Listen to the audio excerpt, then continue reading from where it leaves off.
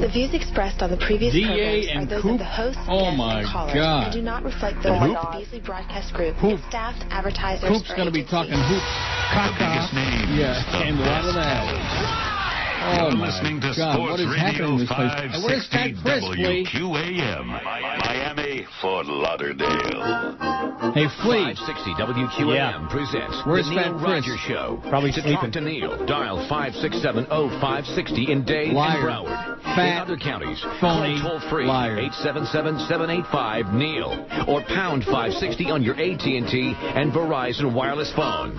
The opinions expressed by Neil, his guests, or his callers do not represent those Beware of of Flea. WQAM He's a management, corporate staff, mole. or sponsors. Now, the Neil Rogers Show on 560 WQAM. I know that the Lord even loves Neil Rogers. Absolutely. I heard Mo doing football yesterday. Brown-nosing time starts about the time when your boss steps right through the door. Rectum. Brown-nosing time, don't you know that is what the boss's big fat ass is for? Rectum. Brown-nosing time, tell him that you think that he would be smarter than Donald Trump. Brown-nosing time, drop right down to your knees and just kiss his rump. That is how you're gonna get ahead, even though you'd much rather be dead. Smooching till his tuchus is all red. Make more bread. Brown-nosing time, make sure you speak loudly, 'cause it's hard to hear you from back there. This is how you get the raise you see. Do it several times throughout the week. Make sure that you don't favor one cheek, just one cheek. Brown-nosing time, you'll move up the ladder and someday someone will be kissing yours. Rectum. 10:02 at 560 WQM. Happy Monday to you, although it's not, I don't know, it's kind of a bizarre start to things to the week again. George is back from vacation, and George sat down and said, hello, and I'm just Right. going, hello. And as Well, it was usual, Monday. I was expecting that, actually. Yeah. As usual, it took a few minutes before we could communicate and collaborate. And then I find out that Flea is again back with us this morning to infect and infest. That's right. Sorry. And the show is rubbing off on me. He's dressed like a slob like us today. Normally, Yeah. he's very dapper and a So cutting edge what's of the fashion. story, Flea? I mean, I know I'm getting old and feeble, but That's Friday for sure, Fatso said, I'll be on Monday through Thursday next week. Only Friday I can't do the show. Isn't that what he said?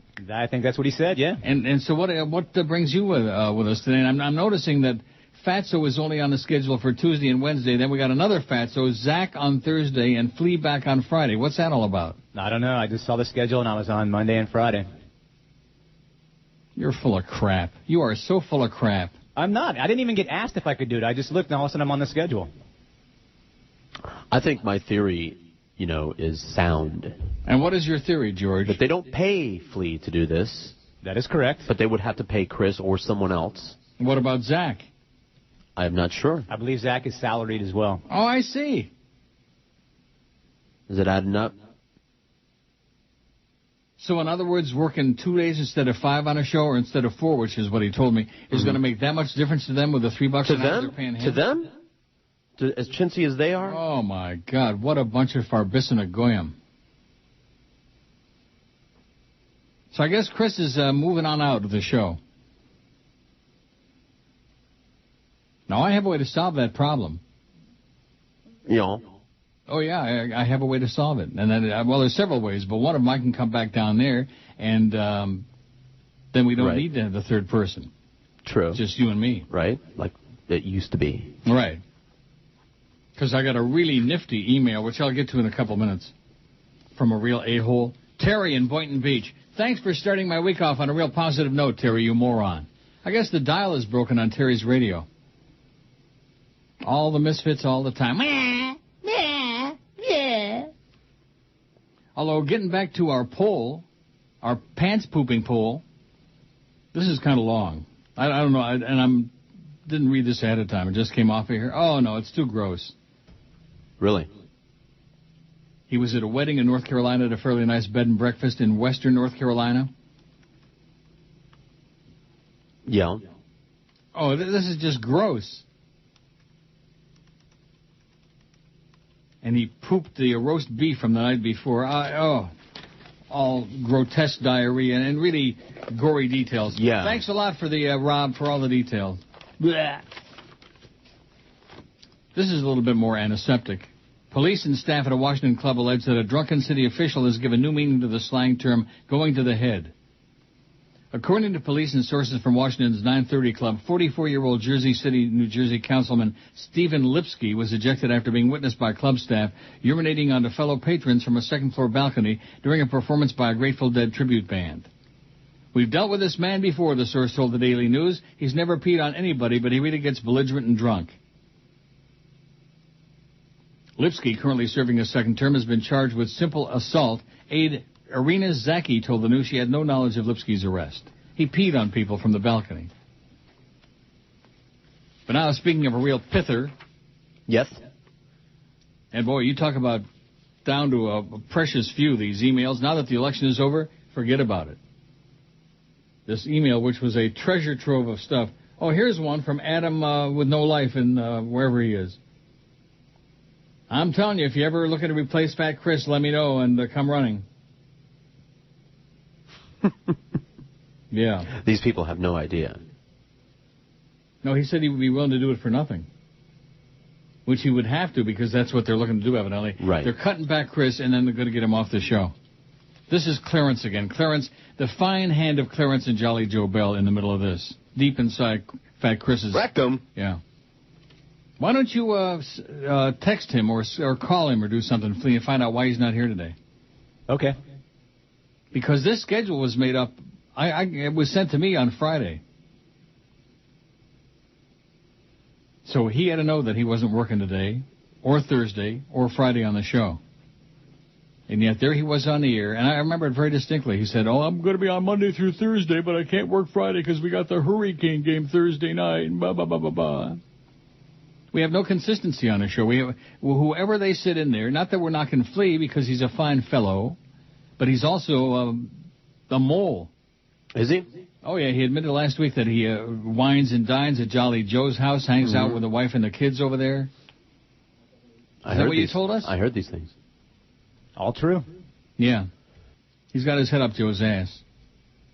And then when I asked him a real question about Joe and this contract renegotiation that he staged with me, he gave me a hearty answer, as opposed to an honest answer. Also true. Right. Because you know exactly what the story is, but you don't want to tell us.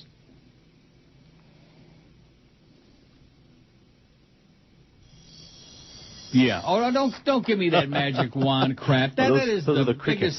Oh, that is the biggest pile of crap. What? I'm just filling the dead air, man. Obviously, he wasn't going to say nothing. Well, why not?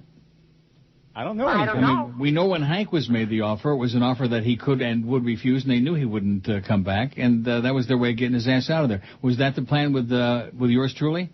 I don't know. Yeah, you do. Liar. Sure you do. I would guess that, but was never told that. Yeah. Terry Aperovich in Boynton Beach. Probably a phony name, but you never know.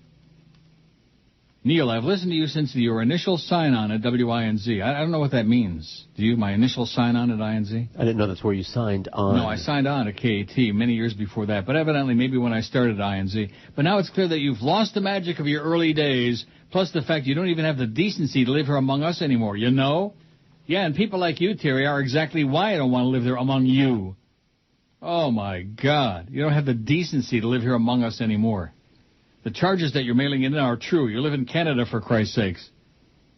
The bits you play are old, predictable, and stale, and you become this whining liberal of the worst kind, and you haven't had an original idea in years. Yeah, like telling everybody that Barack Obama was going to be the next president before anybody ever heard of him on this show. Right. That's right, Terry. He continues, If your employers are willing to pay for your show these days, well, good for you, but in your heart you have to know why your audience isn't involved any longer. You don't care about us, and we no longer care about you. Yeah, that must be why I got those 80 billion emails last week wishing me happy birthday, Terry. I'm sure those people aren't still listening. They just did it out of sympathy, out of the kindness of their hearts.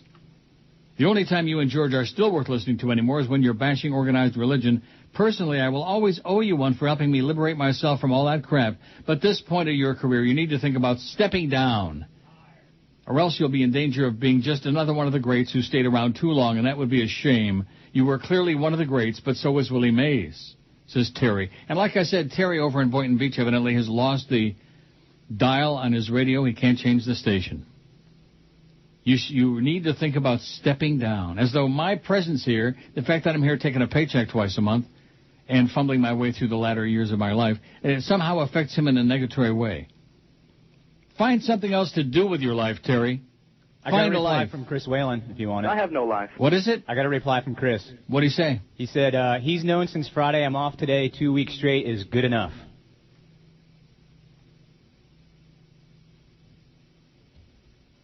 Well, what does that mean? I guess he means that he's worked 2 straight weeks and he needs a day off, and that he told you on Friday he would. Well, what do you mean he needs a day off? He's working Tuesday and Wednesday on the show this week. Yeah.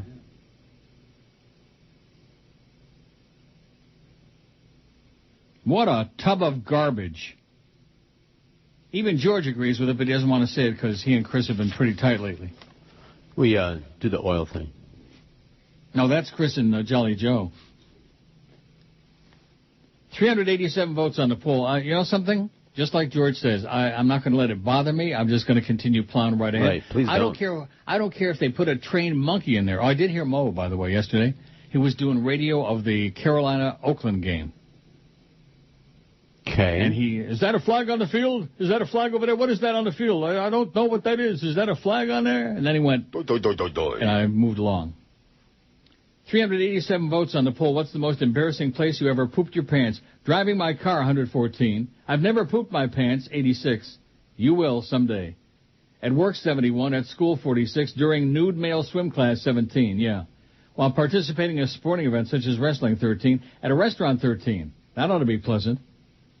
In a crowded elevator, 8. At church, 5. While swimming in a public pool, 5. At the gym, 4. While riding my bike, 4. In bed, 1. And in jacuzzi, nobody yet. Go poop in a jacuzzi, okay? The biggest names. The best talent. This is Neil Rogers. Sports Radio 560 QAM. The sports leader. No portion of this program may be reproduced without the express written permission of WQAM BZ Broadcast Group, Incorporated. Neil Rogers guy. MTV presents 9 Inch Nails Unplugged. I wanna you like an animal!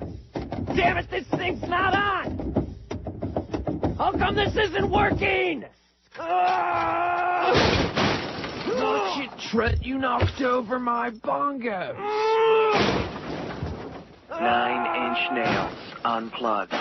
Only on MTV. See, there you go. The same old stale, tired email. I just tapped out an email to a reply to Terry. Yeah. Or whatever the guy's name was, the loser. Did you tell him to fall? I told him they have these amazing things on the radio called a dial. Find somebody else you can bitch at.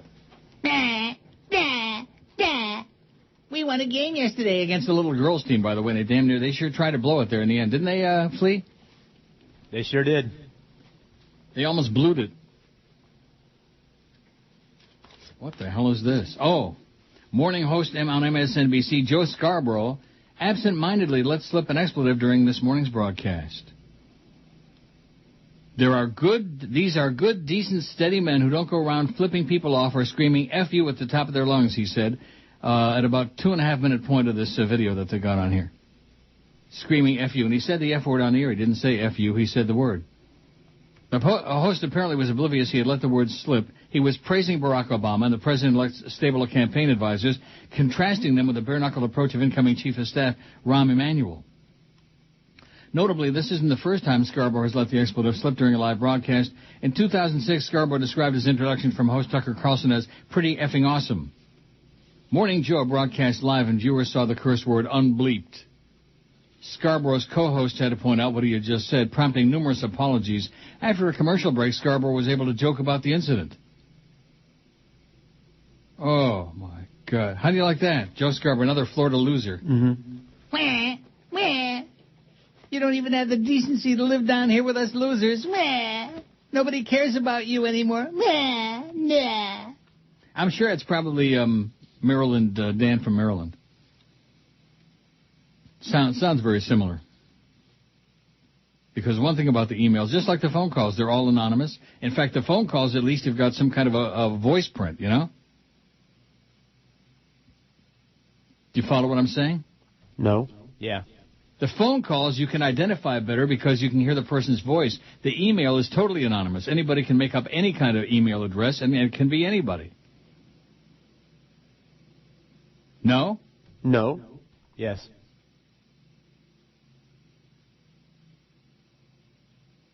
And why no? Just because I'm being contrary, just because I'm back from vacation and I feel like it.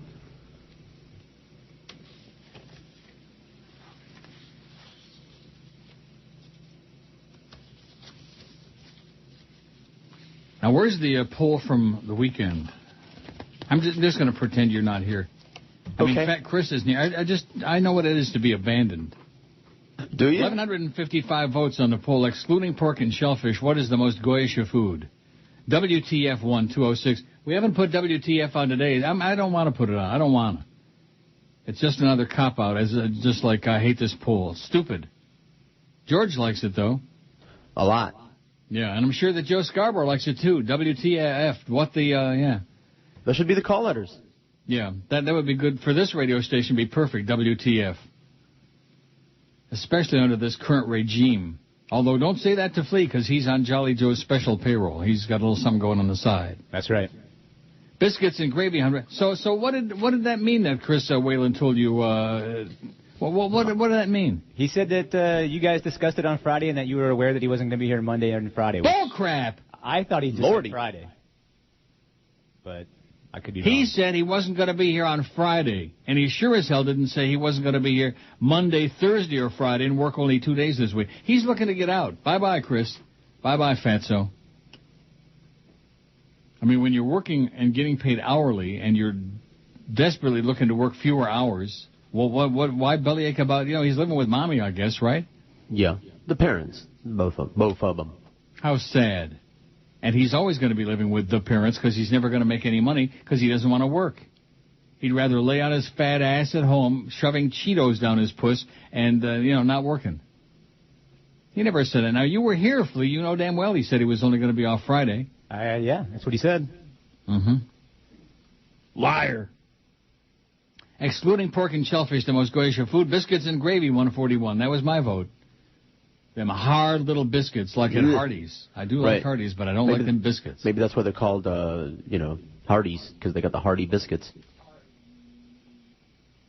Spam 125, pickled eggs 84, grits 83, fried chicken 80. Fried chicken, especially Bojangles. Jews don't eat no Bojangles. Why not? And they sure don't go to churches. No, they go to temples. That's right. Oh! That was my line from last week. Oh, I'm sorry. I wasn't listening. I know. Catfish, neither was anybody else. Except, of course, for what's his name? Flea? Terry. Oh. Terry from Hunger. I should save that one. It was so good. Terry from Boynton Beach. Terry Aperovich. Fried chicken 80, catfish 67, string bean casserole 67, mayo 52, Slim Jims 49. I still object to that. Any good self-respecting Jew can still eat Slim Jims. 49 said that. What? Maybe it's because it's a sausagey kind of thing. Scrapple 47, Sloppy Joe's 40, chicken pot pie 32, beef stew 28, cornbread 21, bread pudding 17, fish and chips 16. And I had one here somewhere that said something about, here it is, from Larry. I know I'm late. Yeah, you're late, Larry, with the best goyish of food, but this would have won hands down. Kraft Miracle Whip. Isn't that pretty much in the same category as mayonnaise? It's worse. George hates it because it's Kraft. Yeah, Miracle Whip. No. I hate Kraft because of Miracle Whip, and then other things. But that was the very first thing that started really pissing me off about Kraft is that Miracle Whip is the most evil, foul concoction ever invented by man, and people substitute mayonnaise for Miracle Whip. vice versa, and they're not the same thing. You're a liar, Fat Chris. And then we got Zach on Thursday. Fleet at what? I said, what's that got to do with Miracle Whip? Nothing, but I'm just changing the subject because that's boring. Fat Chris being a liar is much more entertaining. I don't know. When I think of Chris, I think of Miracle Whip. Yeah. Oh, yeah. Big, gigantic tub. A tub. The fake Joey Reynolds says Sam Rosen called the Dolphins game on Fox yesterday. I could have sworn it was Mo. Sounded just like him, dead on. Yeah, they say both have that same New York Jewy sound, you know. I'll tell you who else Mo sounds like is Dick Stockton. Only Mo, you know, in his prime was at least a good broadcaster. Dick Stockton's never been any good. You're horrible, Dick. He did the Patriots game yesterday, I believe. How about those Patriots, by the way? Oh! Just pasted Buffalo right to the wall. The Bills suck. Yeah, that's probably why Fatso wasn't here today. Because the Patriots won again yesterday, even though the Dolphins beat a little girls' team. And, boy, they sure tried to blow it at the end. Wow. They were within a hair's breadth of blowing a damn game to Seattle. JYRO26, who's as chronic as anybody I've ever been involved with in my life. Just over and over and over. I guess this is his deal. Which is fine, because believe me, we sure have a dearth of emails now that the election is over. We have nothing. Let me take a puke on there. Outlook Express. Oh, there's some. Oh, here's one from the fake Larry King. Says, George sucks. Get George off the air. He wouldn't make it on WVUM. Glenn Hill is rolling over in his grave. I hate to say it, but Mo Howard David was a lot better than Jimmy Syphilis. Mandich and Joe Rose are great. Jimmy's a bore. Bring back the Dutch boy who used to do the UM games. Mark Vandermeer. Says LK. Fake Larry King. Dow's up 160 points, by the way. Oh, go away, Adam. Get a life. This Adam Ozmak, whatever, the guy in somewhere in Ottawa, in Ontario. Go away. Go get a search party and find a life. Just want to say you're awesome. Suck around someplace else, okay? Go sniff in somebody else's sphincter. You idiot. Bugsy says 71 days, 1 hour, 40 minutes till Bush is gone. We haven't heard that Obama drum bit in quite a while. Please. It says, Obama drum bit? Do you know what that is? No. Neil, are you one of those cheap Canadian tippers? Says Fred and Boca. No, I'm not Canadian, and I'm not a cheap tipper. The bill at Ruth Chris on Wednesday night on my birthday was $375, and I left $75 tip, 20%, like I always do. Even George would be impressed with that. I would be. Or I'd pretend to be. Yeah. Well, there's a few emails on there, like I said. So keep the good hate coming. Keep it coming. I want to hear a follow-up there from Schmeckel in Boynton Beach. Where the hell was he? Schmeckel? Yeah, Schmendrick, Terry, whatever his name was. Oh, the wah guy. Wah, time to step down. Wah. This business with Fat Chris, this is the week that's going to decide whether he continues on the show, and I'm not yanking his fat. This is Neil Rogers. Sports Radio 560 QAM. The sports leader. The biggest names, the best talent. It's the big dog, Joe Rose. Weekday morning, 7 to 10. Sports Radio 560 QAM. The sports leader. You're a bastard.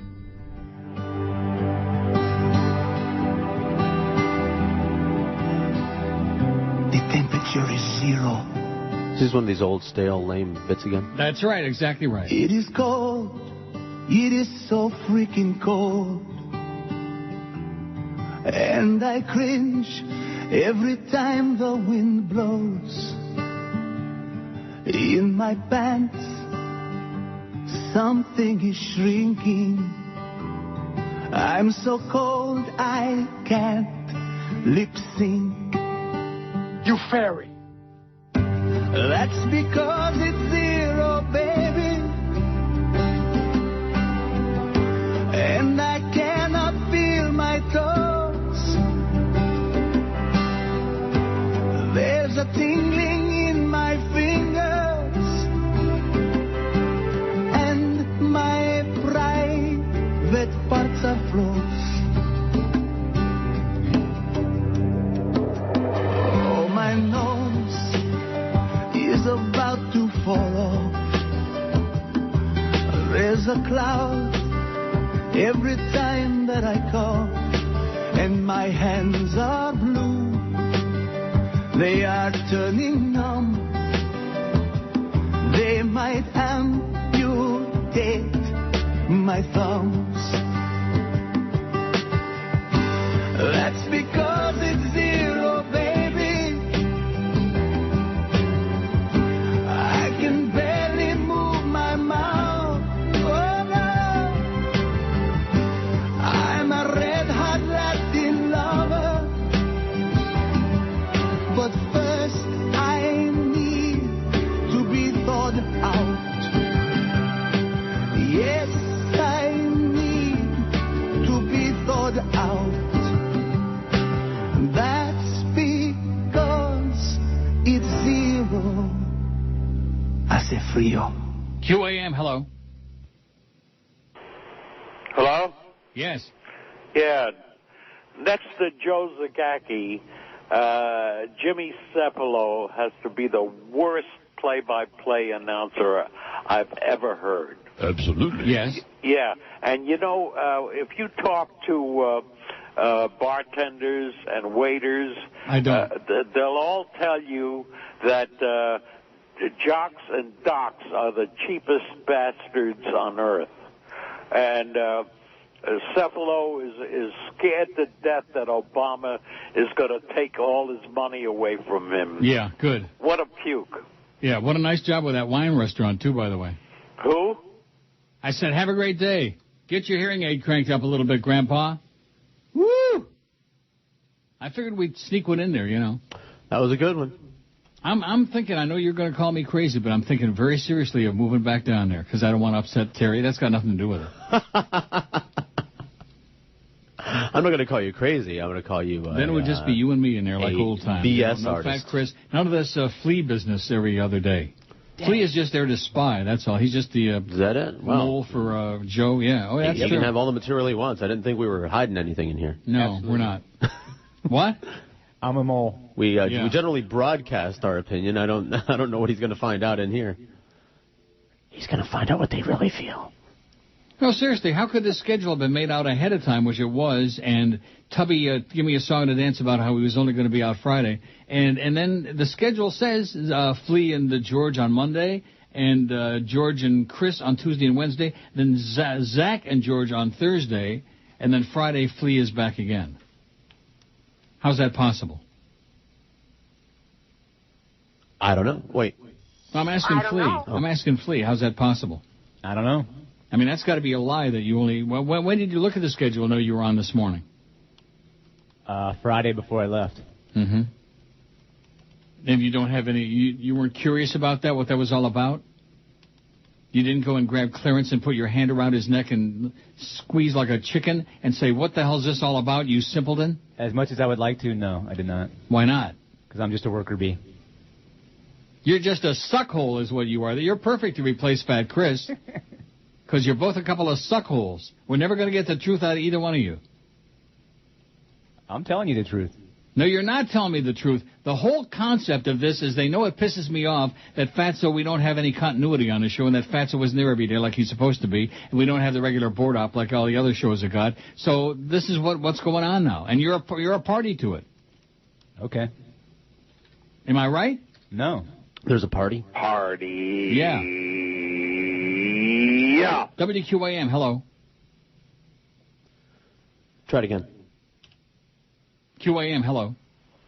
Yeah, Dolphin sucks. That's all I have to say. Good day, Neil. Dolphin sucks.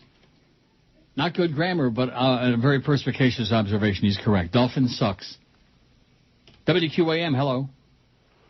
Neil. Yeah. Hey, I texted you. I emailed you a story the other day about Bush buying some land in Uruguay. Did you get that? No. No? Okay, apparently he bought a whole bunch of land down there, and the government found out about it, so they're keeping him under tight wraps. They're going to bring him up on war crime charges. Mm-hmm. Yeah. Okay, turn it up a little louder so you can hear your voice, okay? It'll give you sexual excitement. Also, he's going to pardon himself. That's the other rumor that they're spreading, is he's going to pardon himself. Uh-huh. Pardon me. Uh-huh. WQAM, hello. QAM, hello. Hey, Neil. Yes, sir. How you doing, buddy? Okay. It's been a long time, but we Oh, did no. Not long enough. Quarter schlock guy. Uh-huh. Only takes about 3 words out of his retarded mouth. It's been a long time, but quarter schlock guy here. Yeah. How could you spot the schlock guy? Yeah, I don't know how you could spot him. I'd like to spot him. Yeah? Yes? Yeah. I'd like to spot him with a couple of big brown spots. WQAM, hello. QAM, hello. QAM, hello. Good morning. How are you? Quick question for you. All this stuff has been lost in the election, the fact that Juice is not getting another trial. What? All this stuff has been lost in the election. Everybody doesn't realize, the Juice is not getting another trial. Who cares? They denied him. Who cares? The guy... Oh, deny this. Get out of here, you moron. They denied him. Oh, my God. Maybe you can elope with Screw Ann and Greg Reed. Sounds like a perfect trifecta to me. And the whole sales department. Oh, they denied the Juice, the Juice. First of all, anybody who calls him the Juice, that should be the tip-off right off the bat, shouldn't it? What kind of a mental defective you're dealing with? Now, those are my 2 thoughts as of this moment. Move back down there. And the Juice. And the Juice. Or just step down. Like the guy says, time to step down. No. Gotta step down, not step up.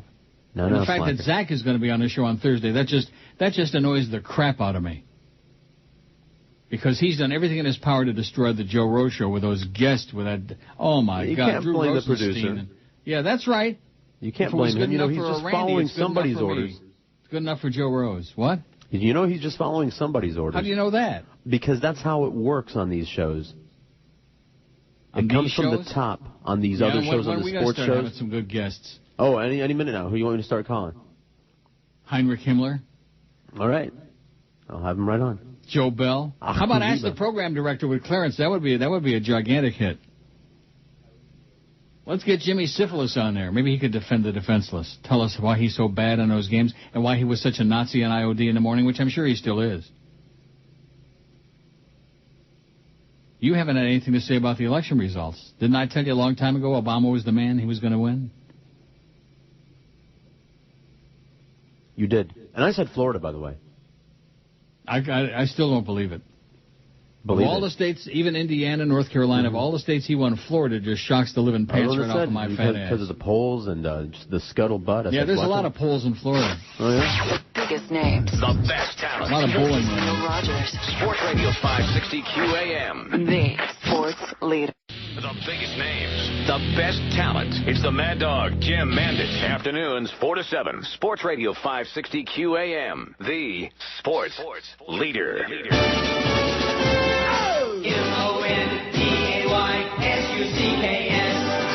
Justice. Cross-examination in O.J. Simpson's robbery and kidnapping trial today. Simpson said he was only trying to recover stolen personal property. Listen to what he said. I just want the knife that I killed Nicole and Ron with. Did I say that out loud? I meant to say, I just want that small dainty butter knife I used to butter my crumpets with. The one with my fingerprints and bloodstains on. Celebrity Justice. Okay, 10:45 at 560 WQM. Let's take a look at the schedule, see who's going to be on today, what we threw together. Big O, 2 to 4. Rock solid. Mad Dog, 4 to 7. Dolphin tonight, 7 away. DA, 2 to 11. Looks like a pristine schedule, except for the fact we got no Tub of Crap Fat Chris. Gugat says, love the Eisner bits. Yada, yada, yada, beady, beady, beady. Yeah, okay. Thanks, Gugats. Norma Kent, the fake Norma Kent, says, obviously Joe Bell was taking a calculated risk by offering you the lowball contract. If you had a real agent, he would have counteroffered, at least with the perks, if not the actual salary. Guess what? We did, and Joe Bell said, oh, can't do it. Sorry, this is the outside limits of what we can do. Ho, ho, ho, but have a nice day. Ho, ho, ho. They were probably pinching themselves when you took it, says the fake Norma Kent. Aside from content, I knew it was the fake Norma Kent, because Norma don't even acknowledge my birthday or the fact that I'm still alive or anything at all. Your good friend Norma Kent. Did a hell of a job for you, by the way. Oh, yeah. She's the best. Brandon throws in his 3 cents about Fat Chris. I'm inclined to agree with him. You want to hear what Brandon has to say? Absolutely. Absolutely. I think it's time to get rid of that tub of crap. There was a brief time where I defended him, but after his abysmal performance and attitude as of late, move on, sir. I'm going to call for the price quotes of bullets for that firing squad. It would be nice if you chipped in a few dimes. Oh, I'd be happy to. I'd pay the firing squad and buy the bullets. Of course, I'm sure that Brandon wants Cordis included in that firing squad, in the conga line. What do you think? Should we get a new board op, one that's going to be there every day, or what? Listen, what makes you think they have one would give you one if one were available in the building, a regular. You don't board sound op. good. I'm a little tired. You sound really fidgety. I am a little bit. Doesn't he sound off his feed, Flea? Yep. Well, I just got back from vacation. So what's that got to do with it? You should sound full of vinegar and whatever goes with it. What goes with it? Oil? Yeah. Full of oil and vinegar? Pea and vinegar.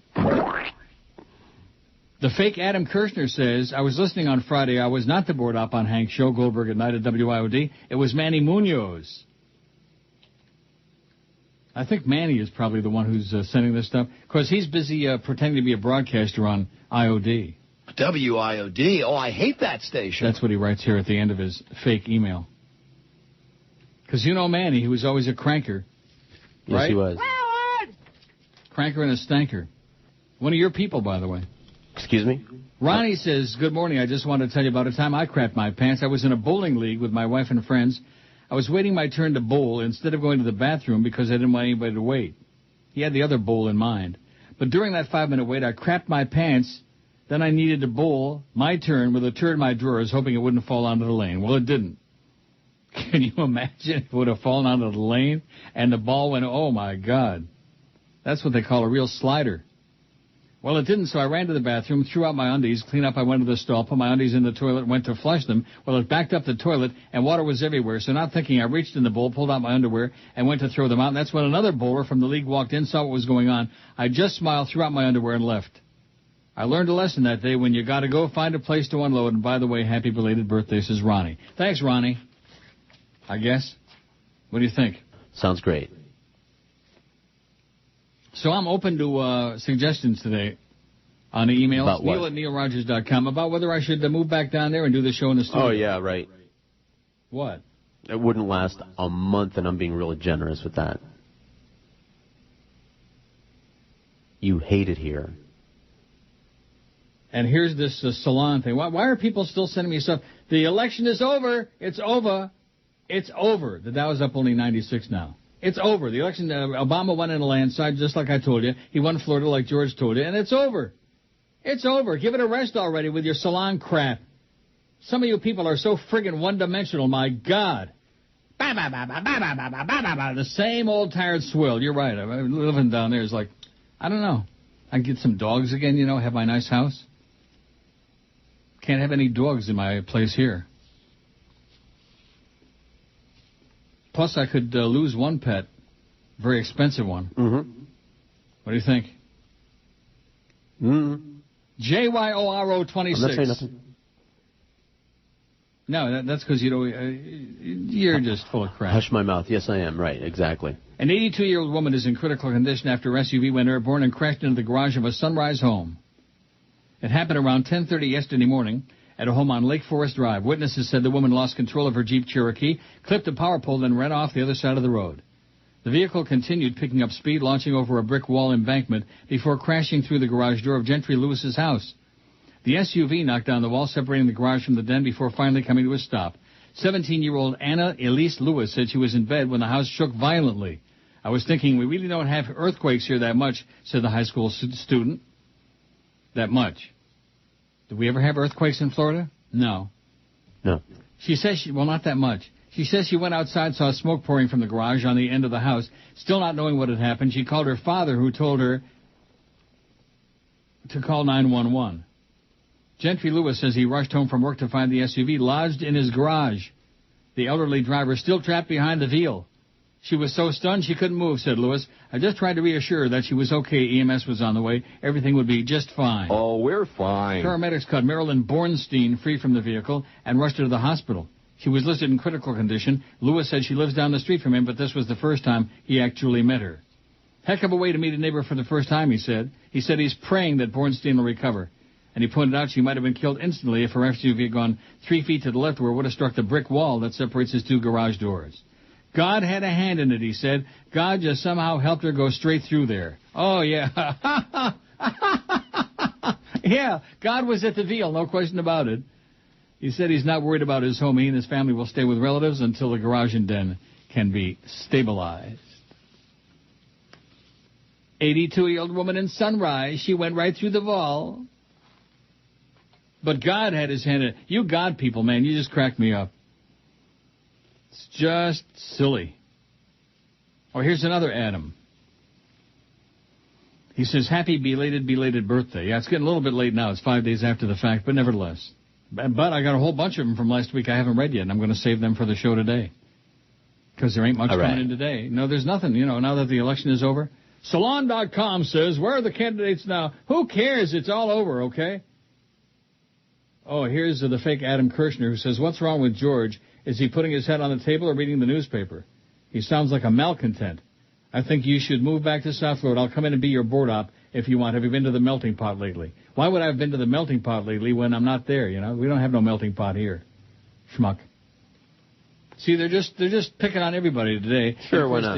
The topic ought to be Fat Chris. He's the one they should be picking on, who's, again, AWOL. So you just got one text message reply from him. Is that it, Flea? No, actually. I got one. I told him to text you it. It says, I told Neil last Friday I'm working Thursday's show, not Zach. All this happened before the show, but apparently he forgot. He said he was going to be off Friday. Period. Mm-hmm. Nothing about not being here today. Now, what were you saying, Zach, before George so rudely interrupted? I'm Flea. What'd I call you? Zach. Oh, well, whatever. Whoever you are. What's 400 pounds difference? Let me see. He sent another one. He says, went over the schedule on Friday. I'm off today, off Friday, since I'll be at the station till 1 a.m. or later. And I told Josh I'm working the show Thursday.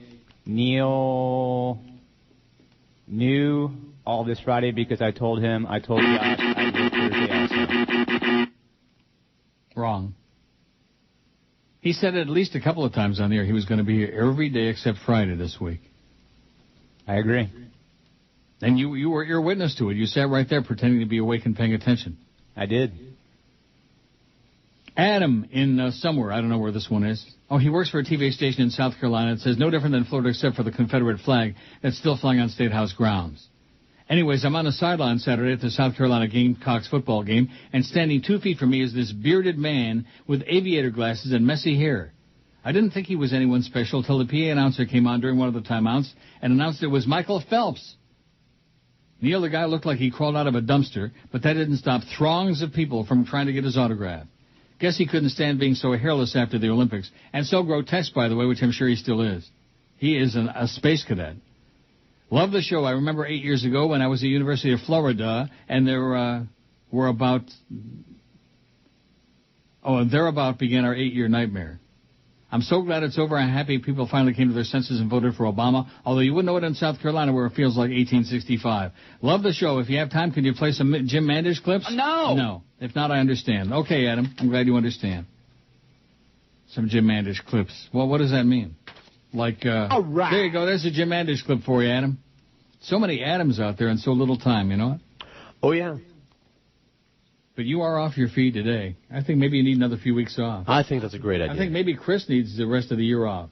Brandon says, first off, I've told you the story of what happened to me at Disney and crapping my pants, but I remember one time in high school I encountered a situation where somebody obviously had done the same. I went to the bathroom, walked into the stall to find a pair of boxers on the toilet seat, and one serious mess all over the seat and floor. You would have thought somebody took a dump in an inflated balloon and popped it. Next, while I don't think you should move down here to do the show, I do think you should do the show here every so often, like maybe 5 or 6 times a year for a week or two. Just my opinion, says Brandon. He's the only one that cares enough to, have an opinion. The rest of the public, step down. Time to step down. Gotta step down. 464 votes on Fat Chris's poll, even though he's not here today. He's a turd, man. He has no loyalty to this show whatsoever. None. Even Flea agrees with that. Yep. I mean, well, I don't understand how you can keep doing it. Not that I'm complaining. At least we got somebody in there. But what What kind of a schedule have you got that permits you to, like, sit your ass in there 4 hours all the time? You should see. He has to run back and forth all the time. Well, that's true. He is in promotions. There's a computer in here. Any money for promotion. He hasn't got much to do. During the break, he's on the phone trying to do his job while he's doing this one. It's not easy, I can tell. 4 minutes till 11 at 560 WQM, week after week. More and more people. Boy, you should have been here on Thursday. We had Tropical Acres on Thursday, sold out in less than a minute. So Duff told me. The biggest names, the best talent. You're listening to Sports Radio 560 WQAM. Miami, Fort Lauderdale. This is the Neil Rogers Show. You fairy. This is your brain. Any questions?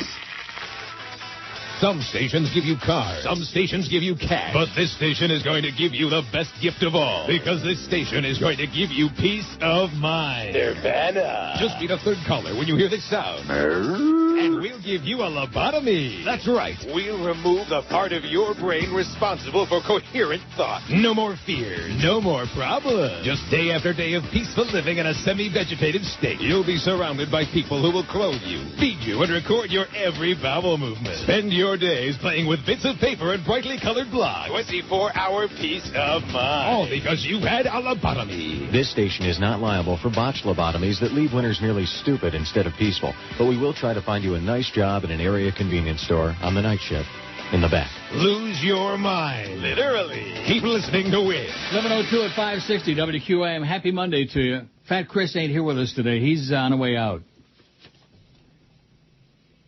I mean, is he really that stupid? What do you mean? What do I mean? He always tells us that he needs this job, right? Yeah.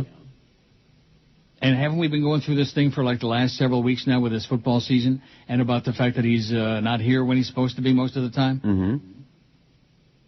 Well, if he really needs the job, how long does he think he's going to have it if he doesn't show up? Well, that's the problem that when you have two masters over here, because these people need him to be doing other things. Today?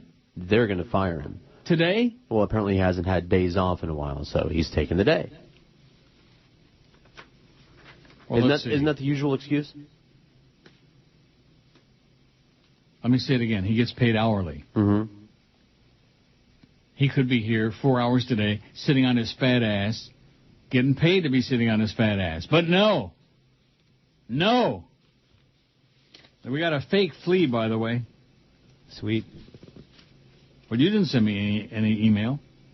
I did send you one, yeah. Spelled F-L-E-E? Yeah. He can't even spell his own nickname. What up, That is his bozo? nickname. That is how it's spelled. Lee with an F. Yeah, like fleeing the scene. Schmuck. Somebody called me Tick on Saturday, thanks to you, though. Yeah. Good. Because sometimes you really tick us off. Your friend Flea has sent you a link to this story. Authorities say, and then, of course, there's a link, which I didn't waste my time with. Authorities say an argument over Saturday's Alabama-LSU football game led to the shooting deaths of a couple at a home in southern Alabama. Prosecutors identified the victims as Dennis and Donna Smith of Bruton. The shooting happened around 7 p.m. Saturday at the home of Michael Williams in the rural community of Owasso. Williams was arrested, charged with 2 counts of murder. Over an argument over the football game. That's right. Your team sucks. No, your team sucks. And you're all dead. Well, screw them. You really felt it was worth my attention, that story? A little bit. What do you think, George? Pretty weak, huh? Oh, well, yeah, I ignored it completely. Dow was up 45 points. It was way the hell up earlier, and now it's up only 45. I think now that the election is over, maybe we should turn off CNN. I mean, like if the world is coming to an end, we'll know it anyway when it happens, right? We will. Maybe I'll go to the, how about some hockey? Sounds good. How about those Panthers? They lose every day. How about some harness racing? Yeah, I went to the racing channel, but, oh, wait a minute. Now, what the hell just happened there? Where's the audio? Weird. And Andy Johnson. Oh, it must be the channel. There we go. Oh, that was the Bruins pounding the Leafs 4-2 or 5-2. We don't want to hear that. Harness racing? How about some thoroughbred racing from Mountaineer Park? And away quickly, flying Incognito and draw play. Then comes Akala Freestone. In between runners, Shaman Gold. Sea Heroes Ghost down along the inside, followed by Ready for Regent. I don't know about you, but I'm really burnt out. I mean, Trevor Denman is the best. He's great. But this British accent, we don't want to hear a bunch of silly Brits calling races or doing anything else. Do you? Failed by Carla Freestone. Sure, why not? No. Go back where you came from, you bloody Brits. The fake Larry King is back again. I think we got just 3 or 4 emailers today, but that's okay. Keep them coming. We need your help badly. Now that my birthday is over and the election is over, they're out of material. Badly. Larry King, the fake one, says, have you been in Facebook? It's the new craze. No, haven't been in Facebook, and it's not new by any stretch of the imagination. It's the new craze. Charlie Maddow says, hi, I worked with him at Gloves 94, it says. Well, first of all, Larry King never worked at Gloves 94. So whoever this is, just another industry loser, I understand. We can relate. You've been in Facebook? Why would anybody want to waste their time with that after all the grief from MySpace? I use it. And flying Incognito scores by 4 lengths over draw play. I beg your pardon? I use it. Get in touch Facebook? With old high school friends. It's a slightly different kind of a deal. Less fake, more real. There's real people on there? Yeah, if you want to find them and be found. Well, here's a real a-hole on my email. Eric K. Hey, Eric, you're an idiot. It says, tell me what you think. You're an idiot. You're an a-hole. Now, I forwarded to you just to show you the kind of crap that I get over the weekend. Mm-hmm. There were 3 in a row from Eric. One of them saying, oh, gee, I'm sorry for sending you so much email. My computer's all screwed up. And then there was one with some pictures that I guess were supposed to be titillating and pornographic. And I forwarded them to George, and even George agreed with me. First of all, they were mostly chicks.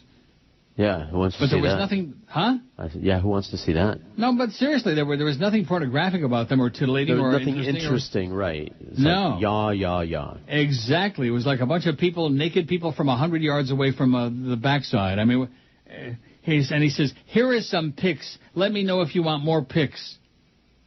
Oh, my God, Eric, please check yourself into a mental facility immediately, if not sooner. He says, I couldn't turn on your program. Your signal is so bad here in Surfside, but now I got you streaming. See you, my friend, Uncle Neil. Love you, blah, blah, blah. And then he's got 2 pictures of himself, skinhead goofball. Tell me what you think. I think you're a skinhead goofball and idiot, Eric. And I don't want no more pics. Go do some nose pics, Eric. God. So you're right, man. They're out there. They are just out there. And if they're out there, we got them. Every last one of them. If we could have a thing in the book, a category, a demographic category for lunatics. Oh, yeah. For misfits. Oh, my God. We'd have 100 shares. We went hands down your pants. I'm looking for something and I can't find it. One moment, please. We got a lot of time today. How about the Dolphins? We're smelling Super Bowl because they're the Miami Dolphins. They almost lost to a girls' team. Boy, that is really embarrassing. Don't let me forget to play that Stench of Commodore thing 20 or 30 times. Though. Okay. Oh, here it is. I'll find it. Under He's. I was going to talk about Tom Jicka. He's bloody stupid! So, on Sunday in the Scum Sentinel, he's got this question and answer thing about radio and TV. Tom Jicka? Yeah. Here's one of the questions from yesterday. Are Jim Perry and Bill Rafferty, former host of Card Chalk, still alive? Also, for the reader who doesn't like the Marlins announcers, he should have had to listen to Mel Allen of the Yankees. Back when portable radios first became popular, people would bring them to the games. Allen would make ordinary catches by Joe DiMaggio sound spectacular, and great plays by other teams sound routine, says LP in Fort Lauderdale, who's obviously an idiot, comparing the Marlin announcers to the great Mel Allen, one of the greatest of all time. But Tom Jicka, being the idiot that he is, and probably was a Dodger fan or something, definitely didn't like the Yankees. He says, best information is that Perry 75 and Rafferty 64 are still with us. As for Mel Allen, I had to put up with him growing up, says little Tommy. One thing about Tom Jicka. He's bloody stupid! So I hear what you're saying. Prior to telecast of almost every game, announcers had the luxury of knowing they could describe a play any way they wanted, and the only people who would know better were a few thousand at the game. And there was no sports talk radio to expose them. I've always suspected that at least part of the legends of old-time Hall of Famers were inflated by announcers and sports writers who built them up through colorful prose and exorbitant praise. To borrow Allen's pet phrase, how about that? Well, how about that, Tommy? You're an idiot. Mel Allen was one of the greatest of all time, and you didn't like the Yankees, so you didn't like Mel Allen. That's all. It's very simple. I mean, to be comparing the Marlins announcers, Dave Van Boring, coma-inducing terminal puke, and Rich Waltz. Even Flea would agree with that. Yep. So what do you think? Now who are we going to get to board off the show now that Fat Chris is done? See, that's the point I was trying to make earlier. They're not going to bring anybody in? Listen, we had to fight, if you recall, to get another person in here at all. Mm-hmm. Even though they have a so you're saying staff, we should just wimp out and take whatever crap they put on there? I'm not calling Flea crap, but I mean just, an assortment? No. Well, first of all, from what I understand, is this is all temporary because it's the whole football season thing going on. Well, guess what? The football season's got another month and a half to go, baby. Ooh. Yeah. Oh, gee. Not that you would know that. No, or care. You wouldn't know that Matt Castle played a hell of a game yesterday, and the Patriots beat the Buffalo Bills 20-10. No, I don't know that. And it was 20-3 with like a minute and a half left. No. Big game this Thursday. Yeah. JETSS stands for suck and Jets. They sure put a whooping on St. Louis, didn't they? Yeah, but they're Of course, horrible. St. Louis is a little girls team. When you play a little girls team, you're supposed to beat the crap out of them, like the Patriots beat Denver 41-7, even with all their incredible injuries. And the Dolphins play Seattle and damn near blow the game there at the end. They nearly blowed it. Boy, can you imagine the gnashing of teeth there would be around? Oh, and George will be pleased to know that last week Jolly Joe was away for a couple of days because he went to Denver for the Dolphin game. And that was the priority, the Dolphin game. Uh-huh. Because Jolly Joe has built that wall of football. Don't you understand where his heart is at? You're right about him. I didn't think he was one of them, but you know what? He's one of them? He's one of them. He's bloody stupid! And beside that... The biggest names. The best talent. This is Neil Rogers. Sports Radio 560 QAM. The sports leader. The sports leader. Oh, no. Sports leader. Most music, WQAM.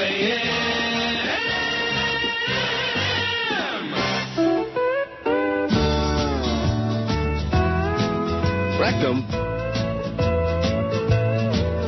I was riding on a train to Austin, Texas, when a very lovely lady sat next to me. When she got up to eat, she asked if I would hold her sight. I was more than happy to, and now there's more I'd like to do. I want to kiss her, but she won't let me. I want to whisper sweet nothings in her ear. Rectum.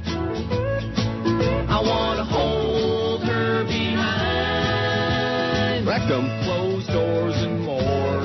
Yes. I want to kiss her, but she won't let me. When she returned, she said she was an actress. She showed me an album of pictures of her opening, which she'd been sitting on. She seemed as sweet as she could be, but I could clearly see she was the kind of girl who stole men's hearts, then wrecked them. Rectum. I want to kiss her, but she won't let me. I want to whisper sweet nothings in her ear. I want to hold her behind closed doors and more. I want to kiss her, but she won't let me. Well, I'll never forget that train ride down to Austin. We shared a seat and we shared our tales. But as my heart tries to leave her behind, regrets are all I find. 'Cause I'd hoped I'd get that girl in the end. Rectum. I want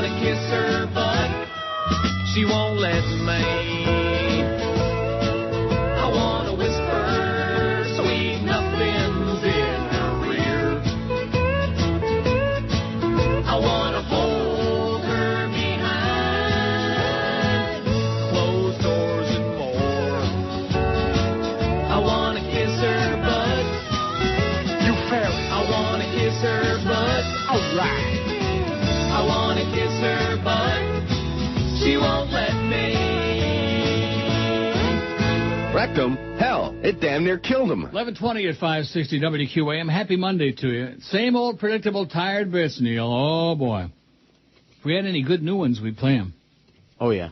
We don't. And there won't be. If you're sitting out there waiting for some great new bits that everybody's going to be talking about, you know, like Sofa King and stuff like that, forget it. That era is over. It's over. And once it's over, it's over. 509 on the poll, on our poop poll. Here's one from Keith. He says, what's good, Neil? I just started listening to your show a couple of months ago. Your show is the Schmidt. I see you like talking bad about Chris a lot. I think you might have a crush on him. Evidently, Keith has never seen Fat Chris. You're always mad when he's not there, and you're always talking Schmidt to him when he's there. What's the deal with that? You just need to go ahead and come back down and hook up with him. You fairies are so full of drama. Give a shout-out to George and Flea for me. Holla back. Holla back. Yo. This is Keith. Yo, yeah, yo. Yo, mama. Get lost, Keith. Brandon says, I remember also during gym class one day, this kid had an accident right there in the gym. Poor bastard had to run out of the gym, dripping down his leg in front of about 100 other people. I felt sorry for him, but as mean as it sounds, that still didn't stop me from laughing at him when I had the chance. Well, of course, we like laughing at other people when it's their misfortune. When it happens to us, we're like, oh, Schmidt, you know, like that. Here's one from the fake Wally Hennessy. Hey, Wally, how's it going, eh? Just a memo to all the a-hole Dolphin fans. You're still 6-22 in your last 28 games. You still suck. You still are the worst damn franchise in all of professional sports. And you still won't be able to sniff the playoffs with Jimmy Durante Schnoz. I hope you and your choking dog team all die in a fire. Speaking of dying, did you see that Preacher Rowe croaked? I'll be damned, former Dodger pitcher, Preacher. I bet your Flea don't remember him. No. Remember the Preacher? Nope. How about Creature Feature? How about Dizzy Dean? He slung it. He slid into third and he slung it. Yeah, I think he's pretty dead. And he ought to be. What an illiterate goofball he was. All the good people are dead and we're here at the harness track. Sorry for all the money I've cost you over the years. It's the fake Wally Hennessy. Hey, Wally, how's it going, eh? I wonder if Wally Hennessy... Well, we already know he's not related to Ed Hennessy. All these incestuous relationships. Yeah, maybe I'll start doing some more harness racing trivia, and we'll drum up my old good friend Dan from Maryland again. Dan, what is it? Nolte. Oh, not Nick Nolte. Not Nick Nolte, Dan Nolte, right. Who doesn't listen? Oh, he's going to the Philippines. Not soon enough, though. Oh, here's this guy from Fraser Downs. Right there, tracking out a leader. It's Pure Form Wildcard in third. Swell Yankee back off the cones in fourth, but still got work to do. 5 from the lead. 2 more to CC Max. Surrey Girl on the outside. And just Fraser Downs in B.C., baby. 101 and 2. Sylvia's Jewel looking to take it all the way. Rums of Magic could be the danger with Glenn White. Maybe somebody out there knows this track announcer's name at Fraser Downs. He's fantastic. He's funny. On that final turn, 3/4. In 131 flat, it's Sylvia's Jewel with a short blade, and now Rums of Magic has pulled the trigger from the 2-hole. Pure Form Wildcard trying to make it a line of 3. Down the lane in the opener, it's Rums of Magic with the lead now. Pure Form Wildcard in the second. Sylvia's Jewel to the inside. Rums of Magic. Rums of Magic. He's great. Somebody send me his name, okay? So I can give him a shout out. Don't forget, when in doubt, shout it out. What? I'm shouting out. Oh. Well, these are, they showed the races from the previous day, like, all together, so that was only the first one. So I think we got 9 more to go from Fraser Downs. Bill Davis won 6 races last night there. 6 out of 10. That's pretty good, huh? Old Bill Davis. Crusty old Bill. The fake Larry King says, now this goes to show how many stupid people there are out there. Fake Larry King says, you should get a Sirius Radio. You can get all the NHL games. Guess what, fake Larry King? I get all the NHL games on TV on the NHL package. Huh. Why do I want to listen to them on the radio when I can get them on TV, you idiot, you simpleton, you fairy. Goofball. Good. Fraser Downs from the second race. Race time!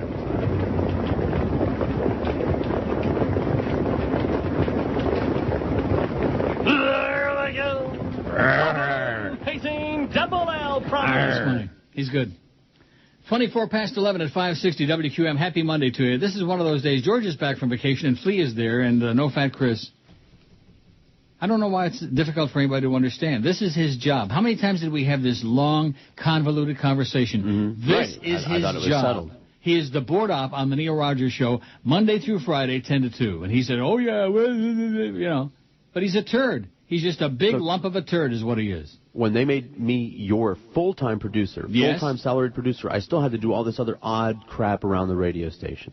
Yeah. So, and, you know, for him just being the board op, you think that they're not going to make him do all these other things too?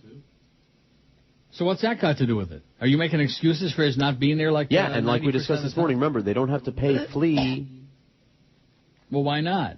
Because he's not our Lee. He's not our Flea. Well, he should be. Give him about $1.80 an hour with that torpy voice of his. How about the Sheik? Let's bring him in. What do you say? Yeah, sure. Come on, Neil. Go to Sirius. Go to XM. Go to hell. I love those people. Go to here and go to there. Like, wave a magic wand. Just show up one day and say, hey, guess what? I'm on 10 to 2 today on your thing. Go to Sirius. Come on, Neil. Go to Sirius, please. I think maybe tomorrow I'm not going to be here. Yeah? Is that a threat? Yep. Are you threatening me? No, I'm not threat. Why would that be a threat?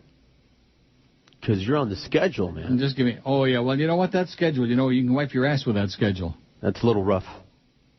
Have the old Big Brown. I would have to, crumple it up a lot. What a shame that was, huh? And how about Curlin? He's still running. They're still unfurling. Good old Curlin. Frankie Dettori on the outside, baby. Look out for old Frankie. He'll give you the old Frankie Spanky. Watch out for those Italian jockeys, man. Those Italian drivers. Enrico Belli. Oh, is he something else? Greaser. 27 past 11 at 560 WQM. Yeah, the sports leader. Get with it. You ain't going to get it. Tommy? You ain't going to hear it. Forget about it.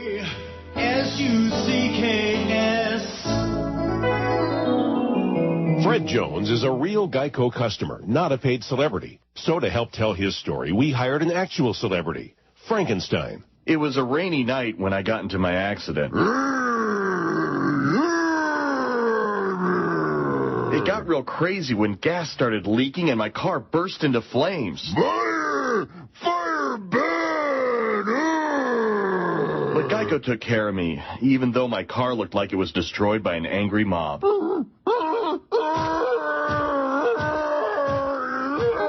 Geico. Real service, real savings, real insane Halloween celebrities. 11:33. Oh, that's a Halloween spot. I didn't know that.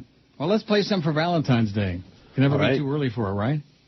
Oh, it's the same old stale spots, Neil. No, there was a different old stale spot.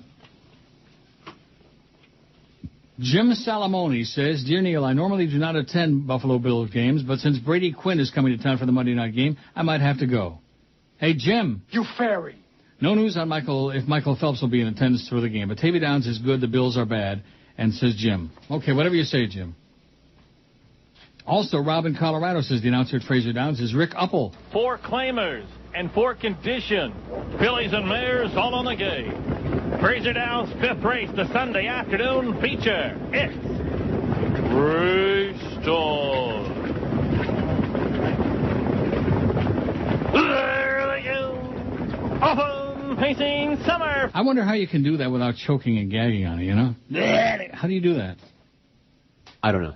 He's funny, though. Oh, here's the ebullient D-bag. It says, Fat Chris gave me the pink eye. I should have known better than to answer the ad on Craigslist, Miami and the Casual Encounters MM4M page. The nude picture of Fat Chris and Jolly Joe engaged in a 69 was too much to resist, and they just wanted someone to come over and videotape them going ass to ass with each other. Rectum. I should have known Fat Chris would get excited and lick my eye. Now I have cysts. Never again. Says the ebullient D-bag. Don't know if this, here's a poll idea. I'm going to read them all. Okay. Or I could take a whole bunch more calls. Flea is deadly on the calls, though. He hates them. Like poison. He was really resisting last week. A couple of times I thought, well, don't do it. Don't do it. Don't do it. Did we actually take any last week or not? Yeah, for like 2 seconds. Remember, it started out with, "You're my friend." Oh, yeah. No, it was, "Hi, Ron. Hi, Ron." You've heard of human tragedy? He is a subhuman tragedy. your good friend, Doron, the moron. My buddy. Yep, your pal. Oh, yeah. Right alongside, it's to the Rodeo Princess third. 3 deep now, Lady Lola. Keystone Divine to the inside, and Compromise has stalled. 3/4 time, 1:26 and 3. Just a 29 flat third quarter, and Summer Ferenko is reaching for the lead. Red Star Glenna trying to fight back on the inside. Rodeo Princess angled to the outside, coming down the lane. Summer Ferenko now kicking into that lead. Red Star Glenna, and then Rodeo Princess as they hit the wire. Davis doubled up. Summer Ferenko. Okay, here's an email. It says, click on the words baby boomers and have the sound on. Hilarious. It says, too hilarious not to share. I just deleted it. What part of don't send attachments and don't send links don't they understand? What part of that don't they get? The don't part. Oh. Here's one with an attachment. The same Oprah show the doctors started a good poop show should be a single 2-foot-long piece. What does that mean? The same Oprah show, the doctor stated a good poop should be a single 2-foot-long piece. What about plops? Says Andrew. And then he's got an attachment here. Delete. Oh yeah, this is an old story, but it's good about the lady driver on the Zamboni. Did you hear this story? No. I mean, it's not great, but it's sure better than the plops and poops. It's the Downs, race 6. Post time.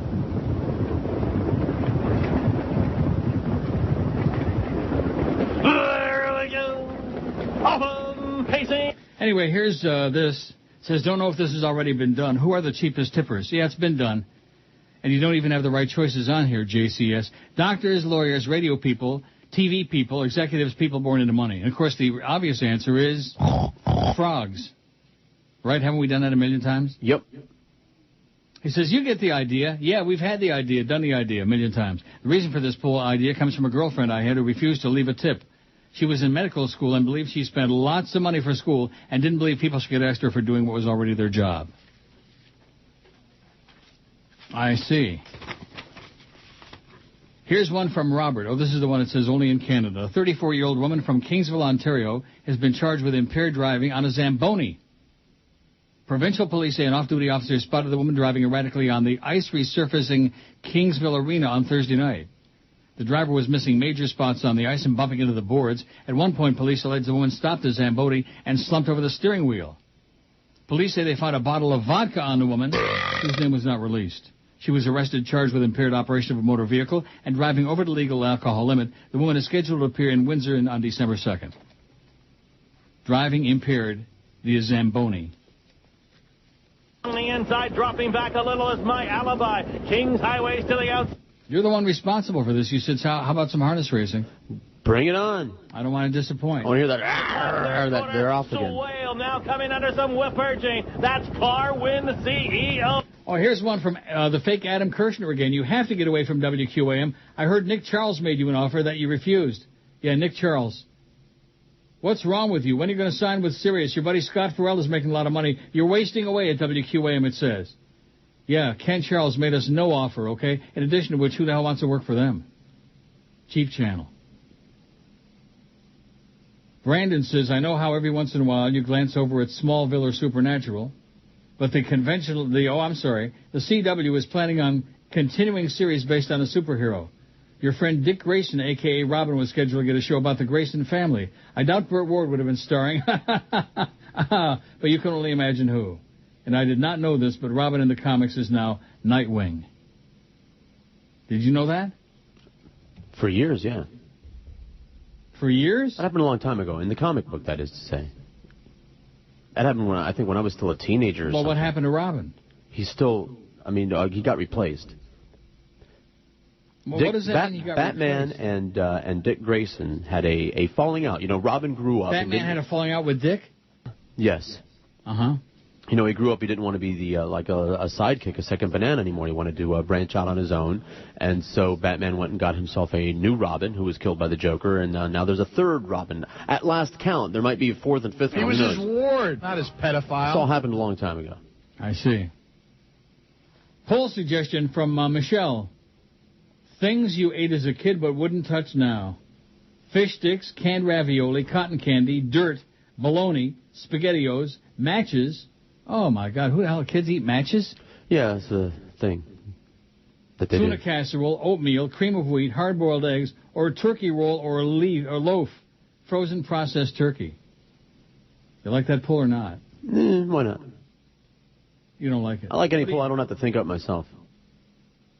Well, we'll save that for when you're doing the show again, for when I take off and leave. Like tomorrow sounds The good. best talent. This is Neil Rogers. Sports Radio 560 QAM. The sports leader. Neil, God. Oh, I'm horny, but the bar is closing. What am I going to do? I'm a pig fat cheese slut and no man will hog me. What will I do? Introducing No Expectations, the dating service for barflies who just want some. No Expectations set me up with a girl that was coyote ugly. I'd rather chew my arm off that she was laying on rather than wake her. I had a 2-bagger sow.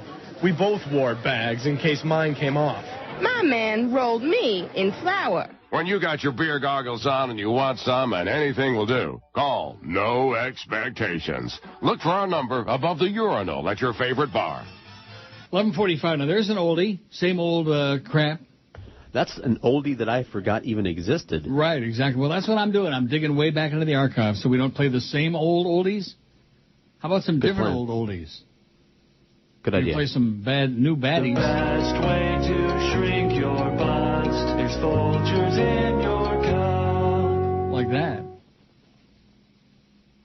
Yeah. Andy, what? Andy sends me this from Q&A.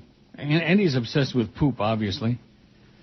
Question, I was watching Oprah. I heard her doctor on the show say that poop should never float. Why?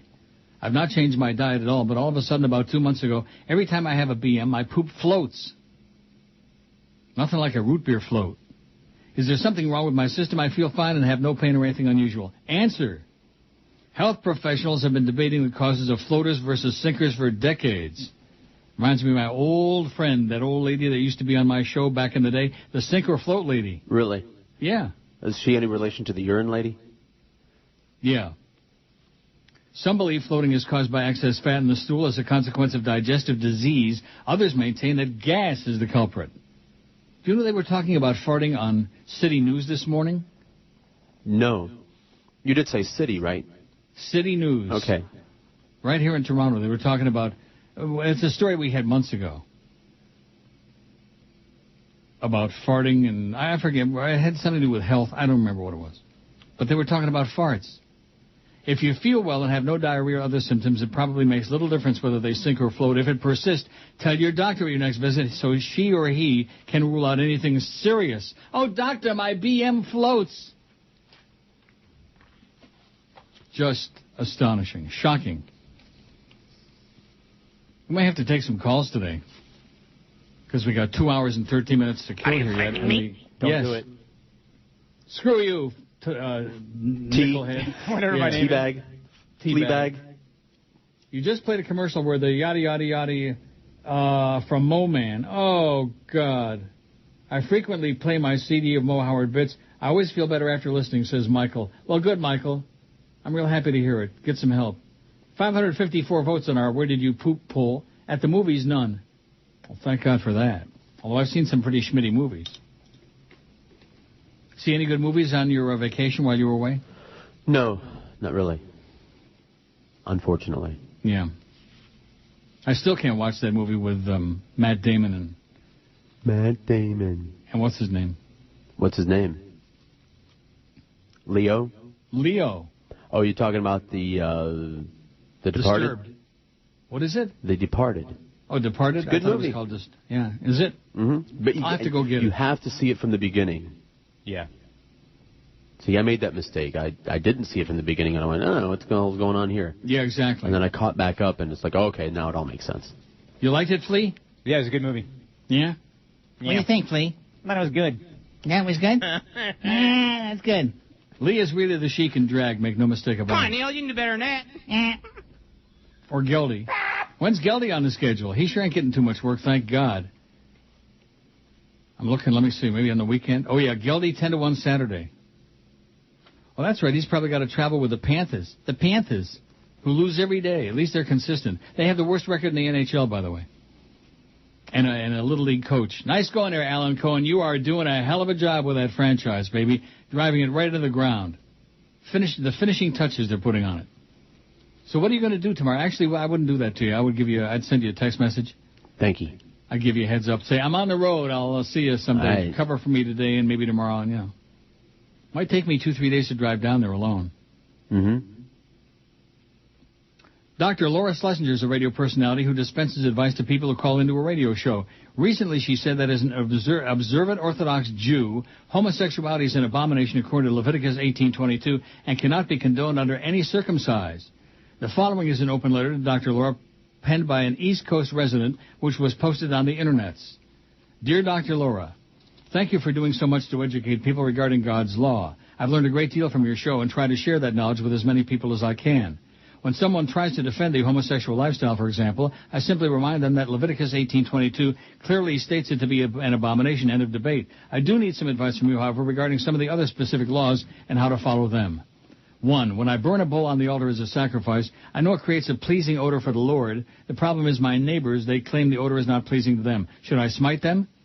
2. I would like to sell my daughter into slavery as sanctioned in Exodus 21:7. In this day and age, what do you think would be a fair price for her?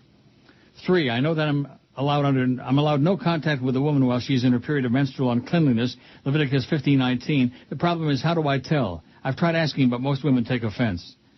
4. Leviticus 25:44 states that I may indeed possess slaves, both male and female, provided they're purchased from neighboring nations. A friend of mine claims this applies to Mexicans but not Canadians. Can you clarify? Why can't I own Canadians? 5. I have a neighbor who insists on working on the Sabbath. Exodus 35:2 clearly states he should be put to death. Am I morally obligated to kill him myself? 6. A friend of mine feels that even though eating shellfish is an abomination, Leviticus 11:10, it's a lesser abomination than homosexuality. I don't agree. Can you settle this?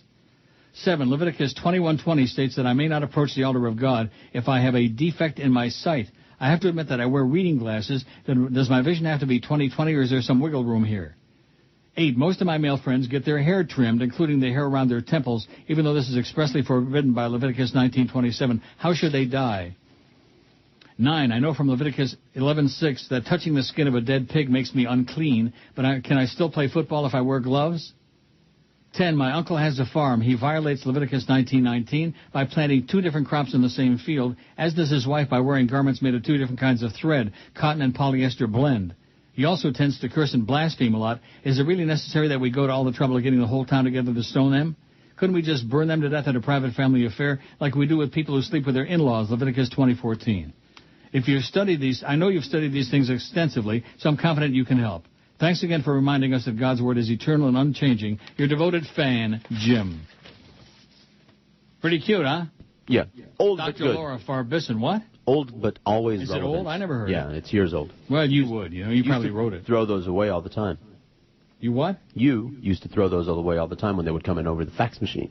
But now it's an email, see? Right. Oh, I see. There are no emails in there right now. Neil at neilrogers.com. I just mentioned that in passing in case I know the election's over and that's the end of your material. I just mentioned it in passing. Father Paranoia. 557 votes on the poll. Where is the most embarrassing place you've ever pooped your pants? While driving my car, 157. I've never pooped my pants, 122. Well, get ready one day when you least expect it. Oop. At work, 99. At school, 67. At a restaurant, 23. During nude male swim class, 20. Likely story. In bed, 18. While participating in a sporting event such as wrestling, 14. In a crowded elevator, 9. While swimming in a public pool, 7. While riding my bike, 7. At the gym, 6. At church, 6. In a jacuzzi, 3. And at the movies, solamente uno. Gugats, who is just chronic beyond belief. Chronic callers, chronic emailers, chronic I have no life. people. He says, Neil Norma is just like everybody else in South Florida. As long as they get theirs, they would walk over you if you were laying on the side of the road. So why should it surprise listeners? He couldn't even send an email to you. Okay, that's enough for me today. I won't be chronic today. Love you lots. Gugats. Bye, Gugats. More than enough. God. Here's one, again, from the fake Larry King. See what I mean? Mm-hmm. We got like 3 or 4 people sending emails today, like we have 3 or 4 people calling. I'm your friend. But that's okay. Something exciting will come along again, like maybe, I don't know, Hanukkah, Christmas, New Year's. Fake Larry King says, I hear Stan Major's on his deathbed. Too many stogies, I guess. Jim Schuyler is alive and well. George and Fat Chris should leave the show, not you. Why don't you bring in a studio audience a la Alex Bennett? Yeah, that would work really well, just like it did for him. Alice Bennett. Remember those days, the live studio audience? Oh, yeah. And then, of course, like a schmuck, I tried it a couple of times. And all those people wanted was the free food. Right. And once the food showed up there, they're all sitting around. Pop, pop, pop, pop. I mean, my mic is wide open, and they're all talking to each other like there's not even a show going on. Like the old Yentas at that place I did the remote. Where the hell was that? At W Snooze? In Hallandale? I don't know. They had the free food in the back of the room, and all of a sudden when the free food arrived, all the old Yentas from Hallandale came converging on that table in the back. Bah, bah, bah, bah, bah, bah, bah, bah, you know. And I'm sitting up there trying to do a radio show. The Dow is down 12.5 points, by the way, for those who were getting all excited earlier in the day. Don't count your pennies before they hatch. Don't you feel kind of like a letdown now that the election is over? I'm relieved. Oh, yeah. Please. Are you kidding me? And you weren't even here for it. That was by design. It was? Yeah. And why is that? I knew there would be all this hoopla and stuff, and I was already tired of it, so.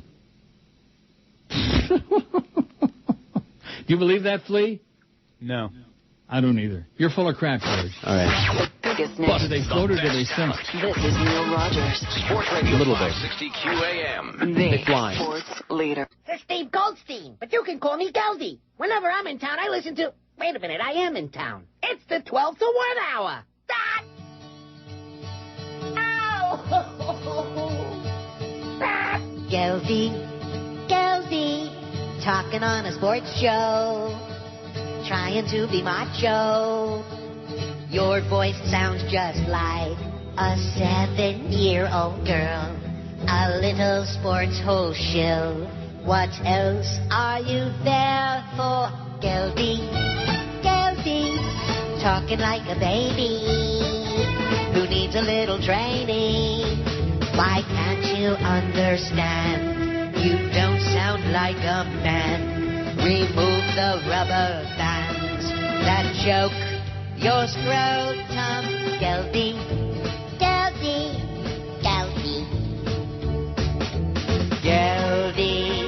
Your lucky management don't care, 'cause Geldy, you don't belong there on the air.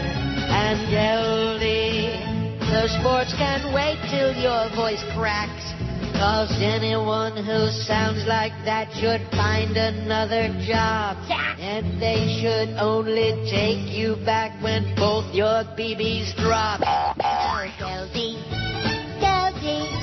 when you gonna grow up? You make us wanna throw up. You silly squeaky boo, go to broadcasting school. Your prepubescent voice makes you sound like a putz. You're a putz. Absolutely. You're a putz. You're a 12:01 at 560 WQAM. I made a mistake. Panthers won last night in Anaheim 3-1. Who the hell was going to stay up and watch that? You stay up and watch it, George? What? What about you, Flea? Nope. Did you even know that they won? No. So now they only have the second worst record in the NHL. Here's one from the fake Mike Rosenthal. Says, you made a mistake. In fact, they won last night 3-1 in Anaheim. Hat trick for David Booth. Mark my words, Neil. He's the next Marcel Dion. So take they lose every day rhetoric and stick it up your ass. You made a mistake. We have only the second worst record in the league. We've turned the corner. I love you and need you in my bed, Neil. The fake Mike Rosenthal. Oh, what a thought that is. W News Time, 3:22. Wow. Everybody's a broadcaster. Have you noticed that? Uh-huh. So what are we going to do about Fat Chris? Have we decided yet or what? Let's take a poll. If you wish. Let's get rid of this poop poll and take another one. What do you say? Is Eric in his thing? Is he getting his thing? Is he in his cage? Yes, he's in the box. The magic box. Oh, wait a minute. Brian says, sappy movie, but a halfway decent line related to today's poll. In the bucket list, Jack Nicholson relates to Morgan Freeman the 3 real rules for getting old. Never pass up a bathroom, never waste an erection, never trust a fart. says Brian. I got to change. That's never cute. trust a fart. That is cute. I like that. Thanks, Brian. Had to clean it up just a little bit, just a tad. Footing. Think Tad's still footing? No. We got that big Virginia Tech game Thursday. Wow, we got hundreds of hours, 3:30 pregame starts, 4 hours before the game. Get a lot of spots in that segment, baby. And the Hurricanes of Virginia Tech, and then Hurricanes Extra Point. We got till 1 in the morning, that crap. I mean, and then, of course, including, which shows we have no shame at all. You want to change the poll and put one on there about Fat Chris? If you want. I'm not joking. I'm serious. I know you're not joking, but I think you're a little bit more delusional than usual as you get older. We had to fight to get someone in here. I don't like the way he BS's, though, you know? If he's not going to be here, tell me about it. According to him, he did. Full of crap. He said he was going to not be here Friday. And Flea is an ear witness. Flea was sitting right there, but you notice how quiet he is today? No, yeah, but he's a conniving, backstabbing mole, from what I hear. He's busy taking notes for Jolly Joe. Uh-huh. That's right. Hey, guess what, Joe? Look at here's a panel from a 1950s Batman comic that Brandon just sent me. Morning, and it looks like any other. Look at that.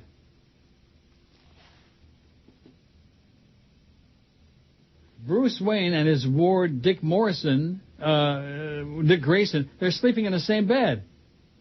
He says, that was good sleep. Come on, Dick, a cold shower and a big breakfast.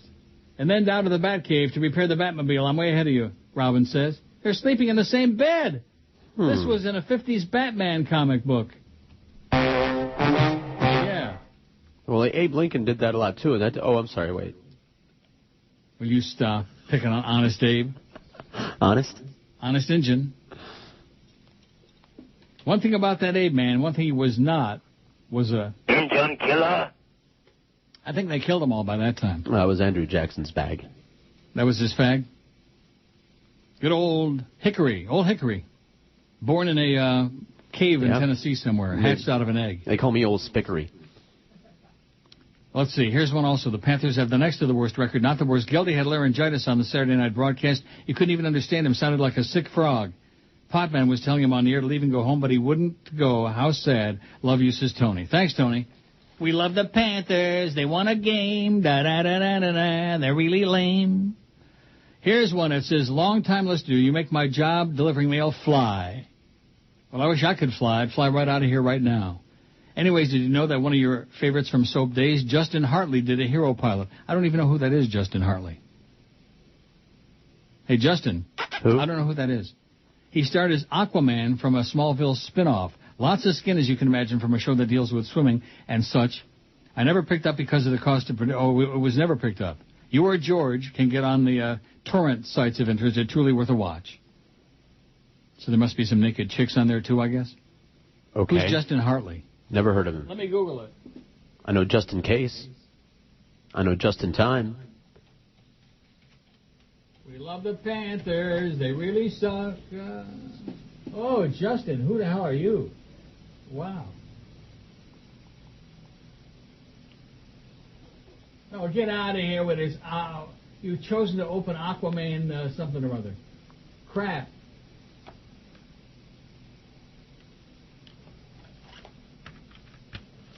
I see him, but I don't know who that is. But he sure looks good to me. He's sitting with his shirt off. Mm-hmm. Some guy. I don't recognize where I know him from. You ever seen somebody like that? Oh, I know that person. All the time. Where do I know that person from? And can that be felt? Like that, you know. Justin Hartley. Well, I don't have time to potchkey around here. We got a high-price show going on. Or at least we should have. There's nothing in the emails, by the way. I just mentioned that in passing. So thanks to JCS for the upchuck on that, but I still don't know who the hell that is. Sarah Palin blamed by the U.S. Secret Service over death threats against Barack Obama. I've got some bedtime stories, or I could finish off the last 6,000 of those emails. Happy birthday, Neil. Here's one from Fershke from last Wednesday. Here's Mark and Kendall to say I'm pleasantly surprised is a massive understatement. This was about the election, not about my birthday. I figured the presidency would go to a Democrat, but when you started talking Obama so long ago, I thought you were bat crap crazy. It pleases me to say you were absolutely Mark and Kendall. Yeah, might as well get these out of the way, right? Sure. Here's one from Jeff S. Have the best of 96 disc. I've been listening at least that long. Keep doing whatever the heck you want, and we'll continue to appreciate it. May Woodbine be kind. Yeah, I had a good weekend at Woodbine. Saad says, just wanted to thank you for all the years of best entertainment and enlightenment in dreary and ignorant South Florida. Wish you a very happy and healthy birthday. How about that Eric N. or whatever it was? Here are some pics. You want more pics? What do you think? Wow. He makes Jolly Joe look like a Rhodes Scholar. That's what a moron he is. I'm glad I sent you those pics so you know it's just not just me. I'm missing the noon to 1 hour. Are you? Did I throw it out or what? Well, let's just not do it. No, there's. Wait a minute. What break is the? Skip ahead to the 1 to 2 hour, and we'll leave at 1 o'clock. Okay. Sounds like a plan. Anybody want to refax me the noon to 1 hour, or don't I need? Just tell me which break we have the live spot in. Flea. You have a live spot for 1-800-Mattress at the 1225 spot. 1-800-Mattress? Dollar Mattress, man. No, I know, but I already did that spot. They only run once a day. It must be Shula's. Maybe I did the wrong spot in that break. I have one scheduled for 1225. Let me say it again, schmuck. Maybe I did the wrong spot in the last live one I did. Maybe I did Dollar Mattress and was supposed to do Shula's Steakhouse. Maybe I do. Yeah, maybe I dude. Maybe I duded. What do you think? Can you handle it? He doesn't understand the log, okay? That's all right. Nobody's counting. Stick to promotions. What spot is it and when are we doing it? And it's not Dial Mattress. Trust me, I've already done that. Okay, I don't have any other live spots on the log. What do you want me to tell you? Boy, he is getting really did it, surly now. You're bad. Go back to the first 2 hours, okay? Can you handle it? Okay, you had Shula's live spot at 10:55. Correct. And you had a Shula's live spot at 11:55. See, and I did Dial Mattress. There you go. Uh-huh. So in the next, now which break is it? 12:25. I'll do the other Shula's, okay? Do it. Got it? Can you handle it, Flea? I think I got it. I think the pressure's getting to you now. If Fat Boy were there, we wouldn't have this problem. If Tubby were there. But he's not. Piece of turd. Fat, big, smelly piece of turd, man. The Republican vice presidential candidate, Sarah Palin, attracted criticism for accusing Obama of palling around with terrorists, citing his association with 60s radical William Ayers. The attacks provoked a near lynch mob atmosphere at her rallies, with supporters yelling terrorist and kill him until the McCain campaign ordered her to tone it down. Tone it down, bitch. But it's now emerged that her demagogic tone may have unintentionally encouraged white supremacists to go even further. The Secret Service warned the Obama family in mid-October they had seen a dramatic increase in the number of threats against the Democratic candidate, coinciding with Mrs. Palin's attacks. Michelle Obama, the future First Lady, was so upset that she turned to her friend and campaign advisor Valerie Jarrett and said, "Why would they try to make people hate us?" The revelations contained in a Newsweek history of the campaign are likely to further damage Mrs. Palin's credentials as a future presidential candidate. Oh, yeah. She's already a frontrunner with Louisiana Governor Bobby Jindal to take on Mr. Obama in 4 years' time. Despite the spike in threats to Mr. Obama, or details of the spike, come as a report last week by security intelligence analyst Stratfor, warned that he is a high-risk target for racist gunmen. It concluded 2 plots to assassinate Obama were broken up during the campaign season, and several more remain under investigation. Irate John McCain aides who blame Mrs. Palin for losing the election claim she took it upon herself to question his patriotism before the line of attack had been cleared by Mr. McCain. The advisors have branded her a diva and a whack job and claim she didn't know which other countries are in the North American Free Trade Area. They say she spent more than $150,000 in designer clothing, including $40,000 on her husband Todd, and she refused to prepare for the disastrous series of interviews with Katie Couric, and yada, yada, yada. And it goes on. In other words, in simple language, she's a simpleton, in case you haven't figured that out yet. They act like it's very complicated, you know? She's a simpleton, a dumb bitch. Oh, Africa is a nation, blah, blah, blah, blah, blah. And now they keep showing her denying. Oh, the Dow is up 72 cents. Go collect right now. Go to the window. The best talent. This is Neil Rogers. Sports Radio 560 QAM. The sports leader. The biggest names. The best talent. It's the Mad Dog. Jim Mandich. Afternoons 4 to 7. Sports Radio 560 QAM. The sports leader. Neil God. In your face. On the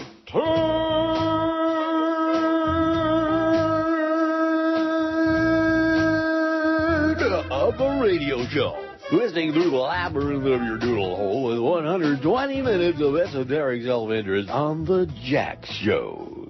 Theater of the mind. It's time now for the Jason Jackson Theater of the Mind.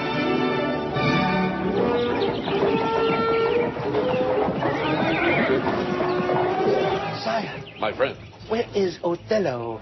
who is this Othello you speak of? Othello! Othello! Over here! Who art thou, Othello? Othello who gets moist from 120 minutes of sports talk.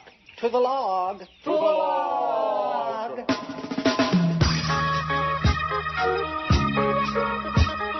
You know, as a professional broadcaster, I know how professional it is to bring every member of your family on the air.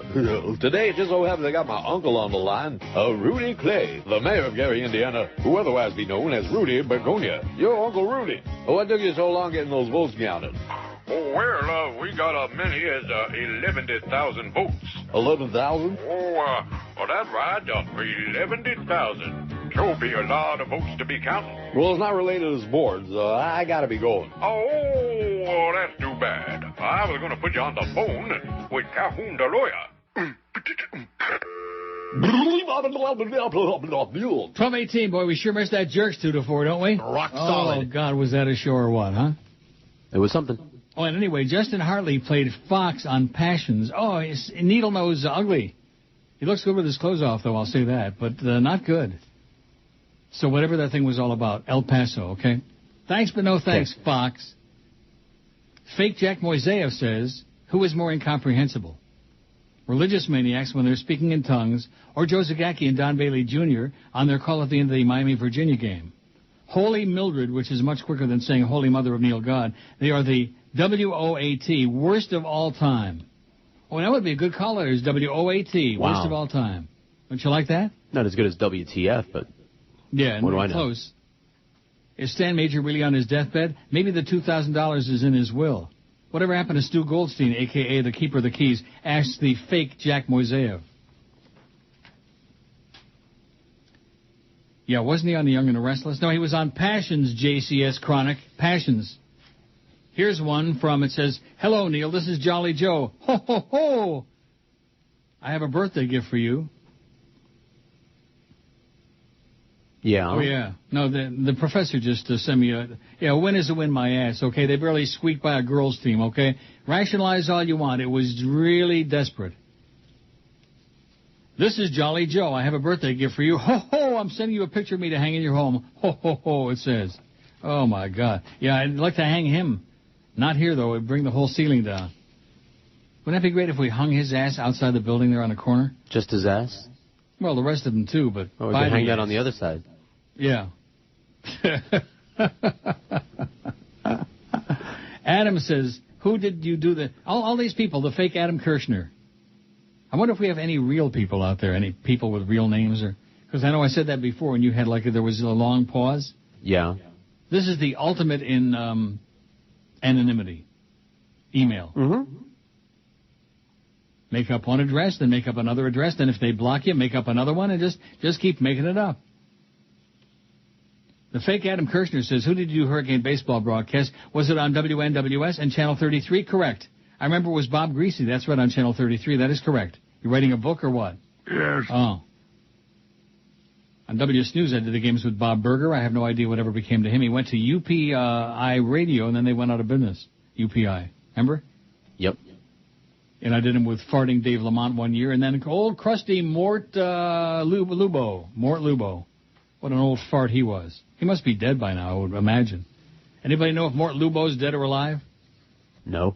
Old toad. Mort Lubo. And Bob Greasy, by the way, was just as boring back then as he is now. On the air and off. Both. On the first Sunday after a gay marriage ban passed in California, activists rallied in defiance, including hundreds of protesters outside an Orange County megachurch, whose pastor brought Barack Obama and John McCain together last summer for a faith forum. About 300 gay rights advocates fanned out along sidewalks leading to Saddleback Church in Lake Forest to voice their anger with the church's support of Prop 8. They're going nuts with the Mormons, by the way. I never realized the Mormons were that homophobic as some of Yeah, the you know, there were a lot of surprises around that. What do you mean by that? All of these people who have been victims of prejudice, like the Mormons in their early days. And the blacks. And the blacks. And women. Are incredibly hypocritical and homophobic when it comes to that particular issue. Yeah. Well, I mentioned last week after those elections that blacks, you know, are celebrating that Obama's, you know, won the election, which is great. But in the meantime, they came out in gigantic numbers in California and in Florida, by the way, to vote against gay marriage. Shameful. Yeah. The Bible says this, and the Bible says that, yeah. And the Bible says a lot of you folks ought to be slaves, too. The Bible says that y'all are descended from Cain, yeah, exactly. Ed Todeschini, a human rights campaign volunteer, accused Saddleback in particular of helping propagate what he called misinformation about the Supreme Court ruling, including that gay marriage would have to be taught to kindergartners. A message-seeking comment left at the church's main orifice, which was closed yesterday, was not immediately returned. They told such obvious lies, they used their lies to deceive the public, Todeschini said of the church, which gained national attention in August when its pastor, Rick Warren, brought Obama and McCain together to discuss their religious faith. The two candidates embraced during an often contentious presidential campaign. Todeschini said yesterday's rally was peaceful, with demonstrators waving placards with slogans including equality for all and shame on you, shame on you, shame on you, Jolly Joe Bell, shame on you. The amendment was passed last week with 52%. And you notice how surly Flea got there during that discussion about the spot? Sorry. See, he puts on this act of being Mr. Mellow, mild-mannered, but he's a mole, man. He is the ultimate mole. Just a little tired from last night. From what? Went to the Coldplay show. And? It was great. They're really good. The amendment passed last week with 52% of the vote in California. Backlash at churches over their support swept across California yesterday after days of protest. In Oakland, a large protest at the city's Mormon temple led the California Highway Patrol to close 2 highway ramps to ensure pedestrian safety. Protest organizers said they hope to tone down the anger that characterized some previous demonstrations. Our intent is not to disturb churchgoers, organizer Tom Benedictus said in a statement. Our goal is to mend fences and build bridges so that all Californians can achieve marriage equality under the law. The pastor of the 4,000-member All Saints Church in Pasadena spoke out against Proposition 8, calling the religious community's support of it embarrassing. The church announced that while it could no longer legally marry same-sex couples, it would continue blessing gay civil unions. It's very unfortunate and embarrassing that the Christian religion is in large part responsible for this act of bigotry, the Reverend Ed Bacon said after a sermon. In Sacramento, the protest at the state capitol was boisterous but peaceful as speakers led the crowd in noisy chants. Protesters waved rainbow flags, a symbol of the gay rights movement, and No on 8 signs as police watched from the side. Speaking on CNN's Late Edition yesterday, Republican Governor Arnold Schwarzenegger expressed disappointment in Prop 8's passage. It's unfortunate, he said, but it's not the end because I think it'll go back to the courts. It's the same as the 1948 case when blacks and whites were not allowed to marry. It falls into the same category in California, said the illiterate Arnold. The embarrassing Arnold, governor of California. That should be a requirement, that if you're going to be the governor of a state, you ought to at least be able to pronounce it. I eat grapes. I'm a grape eater. Well, almost. Now, I guarantee you, Flea was in total state of panic there for about a half a second, weren't you? Oh, you should have seen him move. Yeah. Get the spray can out. Kill the flea.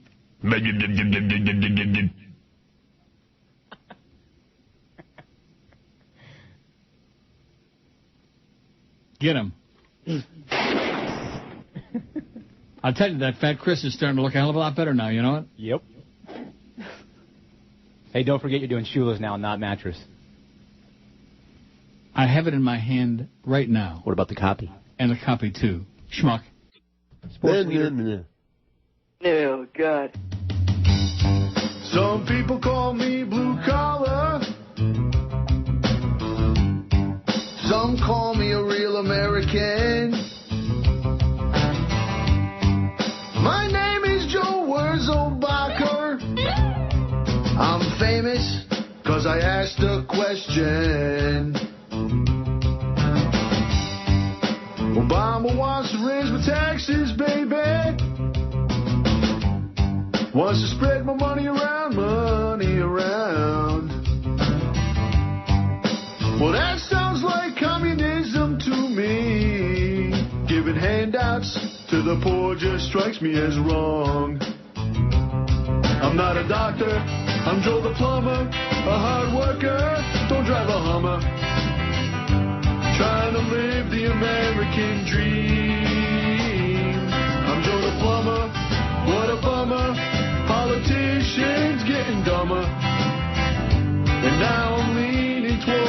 king. Ooh. Woo. 12:31. There was another genius, another skinhead. He reminds me of that Eric Kay with him. Here is some pictures. Remember that? Mm-hmm. Wasn't that funny? Well, I'm not laughing at that. Oh, I'm okay. laughing at something else. All right. But, it sounds like I'm laughing at that, so, Yeah, whenever. Well, no, the audience is curious. For example, here's a couple. The audience doesn't want a show. What they want is information. Okay. Like in A Prisoner. All they wanted was information. Right? Okay, that's right. You know something? You got me. Did you get it for me or somebody else got it for me? Got what from you? The clap? Prisoner, the whole series? I think Boca Brian got you that. No. Maybe it was me then. It was one of us. And that actually showed up. George got me another book about the slot machines. Yeah, you ought this year, to get it next time this circus. Yeah. See, this is what the plan is. George, every year on my birthday, he gets me another book from Amazon.com. That never shows up. It doesn't show up. So my goal is to live long enough for the books to show up.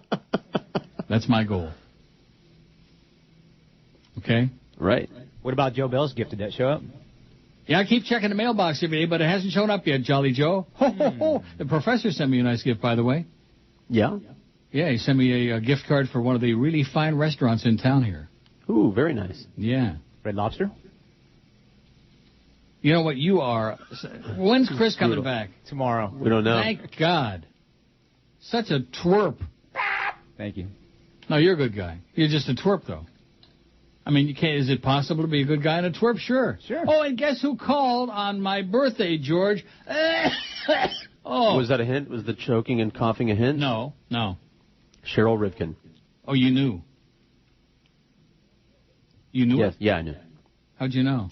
Because she sent me an email saying, answer the phone! And I said, we don't answer the phones. And I'm on vacation. She sent you an email on my birthday? Yeah, bitching me out for not picking up the phone. Because the day before the birthday, she sent me one saying, oh, if somebody would pick up the phone, I want to wish you... She wanted me to wish her happy birthday. Happy birthday, Cheryl. On the same day. I already did that. All right. But she called here on my birthday because Fat Chris said, oh, the bat line's ringing. I picked up, hello, Neil. Are you on the air? She don't even listen. She hasn't got any idea that I'm on the air. She stabbed me in the back big time with Bob Green at IOD, and she still wants to suck around. For what? What does she want from me? I don't know. So I give her short shrift, as the saying goes. What is a shrift? I don't know.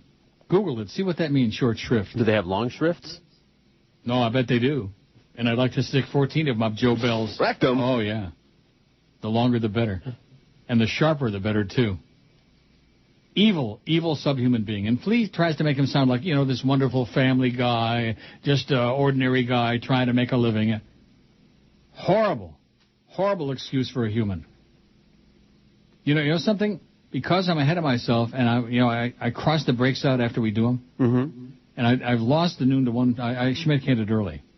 So I've got the 1 to 2 hour page. So I've crossed the first 2 breaks from next hour out already. Boy, are we ahead of the game or what? Yeah! Out of here Let's by go 10 home. to 1, yeah. Anyway, getting back to the audience, all they care about is, at least these people that are sending us stuff, which is probably just the people at IOD, Fat Boy and his buddies over there, his boyfriends. I'm sure. Dude, we're nude, it says. I'm not writing a book or even reading one, but was wondering what happened to the production guy who seemed to be on just about every spot on your show, but is now only on the one where he says, dude, we're nude. That's Tommy he's talking about. Correct. Says Tony? No, close. You got some letters right. Tommy. What happened to him? He's still alive. And he's a good guy. He's a friend of the show, which is why, he's... What is he in sales now? He's gone. He's gone? I think he's doing the production director thing over at the other station. He's gone? Last I heard. Mm-hmm. But he's gone. He's not here no more. It says he wasn't very good voice-wise. Sounded kind of fruity, not Butch like you, but he was consistent or something. Cheers, not Mitch Lewis, it says. Chronic Jason, who's a real pain in the ass and just won't go away. I might have to block you soon, Jason. The stuff you send is such crap. Neil, do you remember some guy sent you an email last week about seeing George at the skating rink and ripped him and asked, did George really crash and bust his head? No. See, the guy just made it up. Like most of the emails, Sure. somebody just made it up. Like I said, this is the, and it doesn't bother me at all. Just make up all kinds of crap. I'm digging for that first, because I'm sure a lot of people weren't listening right in the beginning. I want to read that again. And I'm thinking if I read it often enough, maybe it'll push me over the edge and I just won't show up tomorrow. Because I'm so wounded by it. Remember the one? Mm-hmm. The guy in Boynton Beach or whatever that was? Here it is. See, I save the great stuff. The weak stuff I Schmidt can immediately, like that one from Jason just now. It's on the floor already. I bet you Jason's on the floor, too. Here it is from Terry Aparovich in Boynton Beach. Neil, I've listened to you since your initial sign-on at WINZ, whatever that means. But it's now clear you've lost the magic of your early days, plus the fact you don't even have the decency to live here among us anymore, you know? Oh, my God, like I said when I read it the first time, the fact that people like you, Terry, are in South Florida, that's one of the main reasons I don't want to be there. I like the weather a lot better, although it's sunny today. It's kind of like toasty here. I bet it's like 40 even. What do you think? Okay. Castronova and Inquiring Minds want to know the Toronto weather, and it's sunny and 38. I was getting carried away. No snow, though. Can't wait to pick up that Mercedes and drive it in the snow.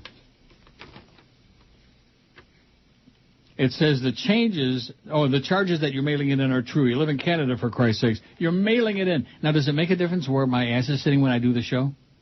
To some people, yeah. And why is that? I don't know. Because they got no lives. They got nothing better to do. Mm-hmm. Misery loves company. You need to be here as miserable as they are. Is Howard doing a show from Florida? Is Rush doing a show from Florida? Is Sean Hannity doing a show? Jimmy Syphilis is doing a show from Florida, and look what it does for him. Hey, Jimmy. You fairy. The bits you play are old, predictable, and stale, and you've become this whining liberal of the worst kind. I used to be a whining liberal of the best kind. Now I'm a whining liberal of the worst kind. You haven't had an original idea in years. If you're like the emails, which allow you to put your venom on this sheet of paper. If your employers are willing to pay you for your show these days, well, good for you. But in your heart, you have to know why your audience isn't involved any longer. You don't care about us, and we no longer care about you. Well, guess what, Terry? Back to you. Back at you. Back up in you. We no longer care about you. The only time you and George are still worth listening to anymore is when you are bashing organized religion. Personally, I will always owe you one for helping me liberate myself from all that crap.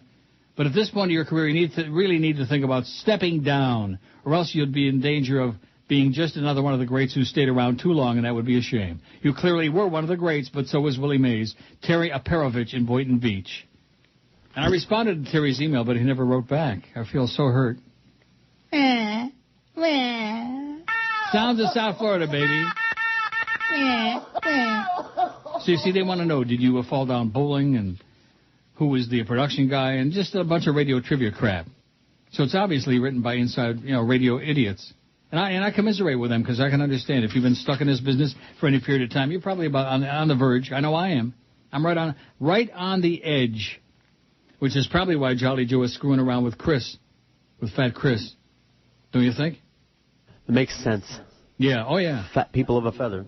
But you know what? I'm sticking it out, at least till the end of the year, while I'm getting the full pay, from the old contract.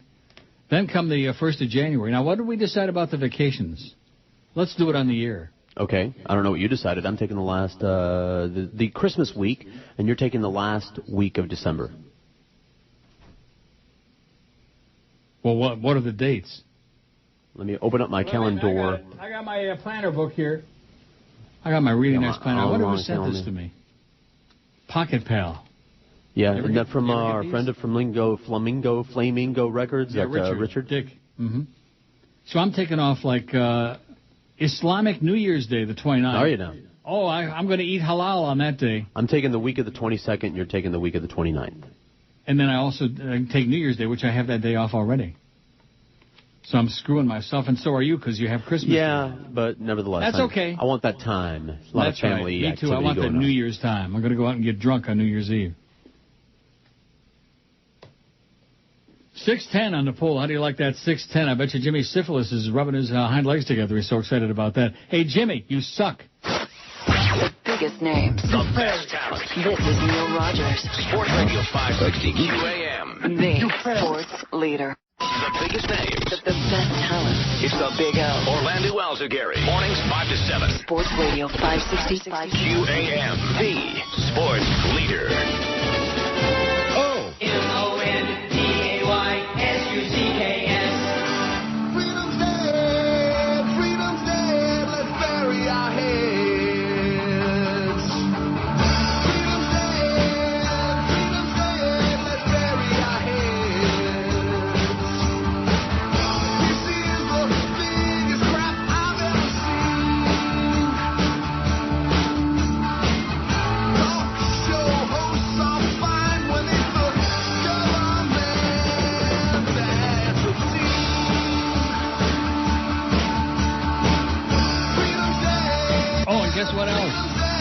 What else? While you were out last week, I forgot to tell you. We got our license back. Oh, I read that story.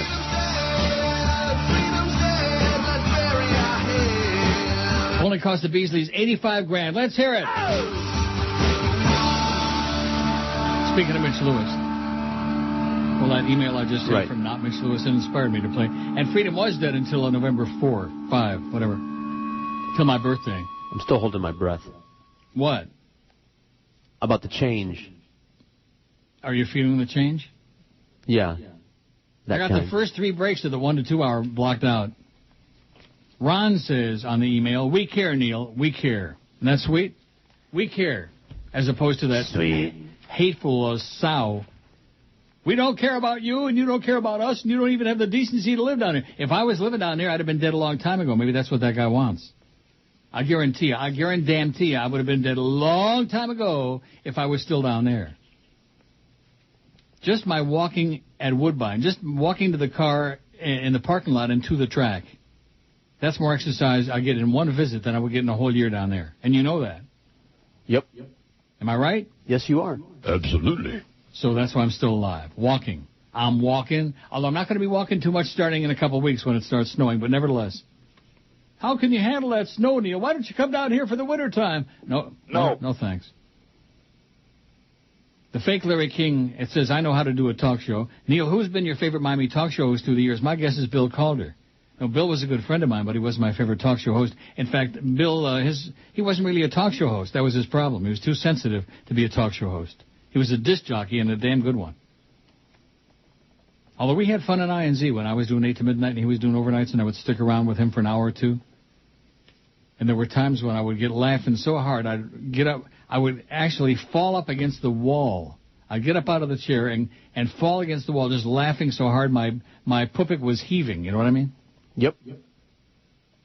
And never pooped my pants once or even peed my pants once doing that. How about that?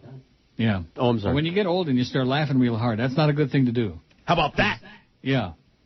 Now, my favorite talk show host was the real Phil Hendry. Are you sure? When he was doing the real stuff, you know, when he was really good? Yep. You don't think so? I agree. Yeah, he was great. And then, of course, he decided to become a Nazi, and, oh, geez, Phil, what happened to you? You know, you sold out. And now look what good it did him, huh? Didn't do him much good now. Poor Phil. Where's he at? Do we know? I get a lot of fake Phil Hendry emails. I'm really shocked that we haven't had more emails about Fat Chris today. Why? Because, well, last week we were just, the stuff about him and Joe Bell was hysterical. Am I right, Flea? Yeah, that was funny. It was good stuff. And generally speaking, they like picking on poor fat. Well, they like picking on fat people in general. Believe me, I know that. A lot of fat jokes. I think you're right, though. We have to, do the best we can. Work with Fat Chris. Right. Help him work around this crap. Because football season to be over January, whatever. Unless, of course, we got the playoffs. Oh, we're talking playoffs. The Dolphins in the playoffs. And, of course, the big bowl game for the Hurricanes. They're probably going to lose Thursday, right? Flea? Should be a good game, yeah. Cree? Fliss? Oh, let me remind you of one thing. Buffalo blows, and so do the Bills. Oh! Fliss. I think there was a harness driver, Ray Fliss, I believe. Ray Fliss Jr. And then there's always Ray Fisher Jr. Let's do some harness racing trivia. Okay, now let's see. Shrift. Did you look it up?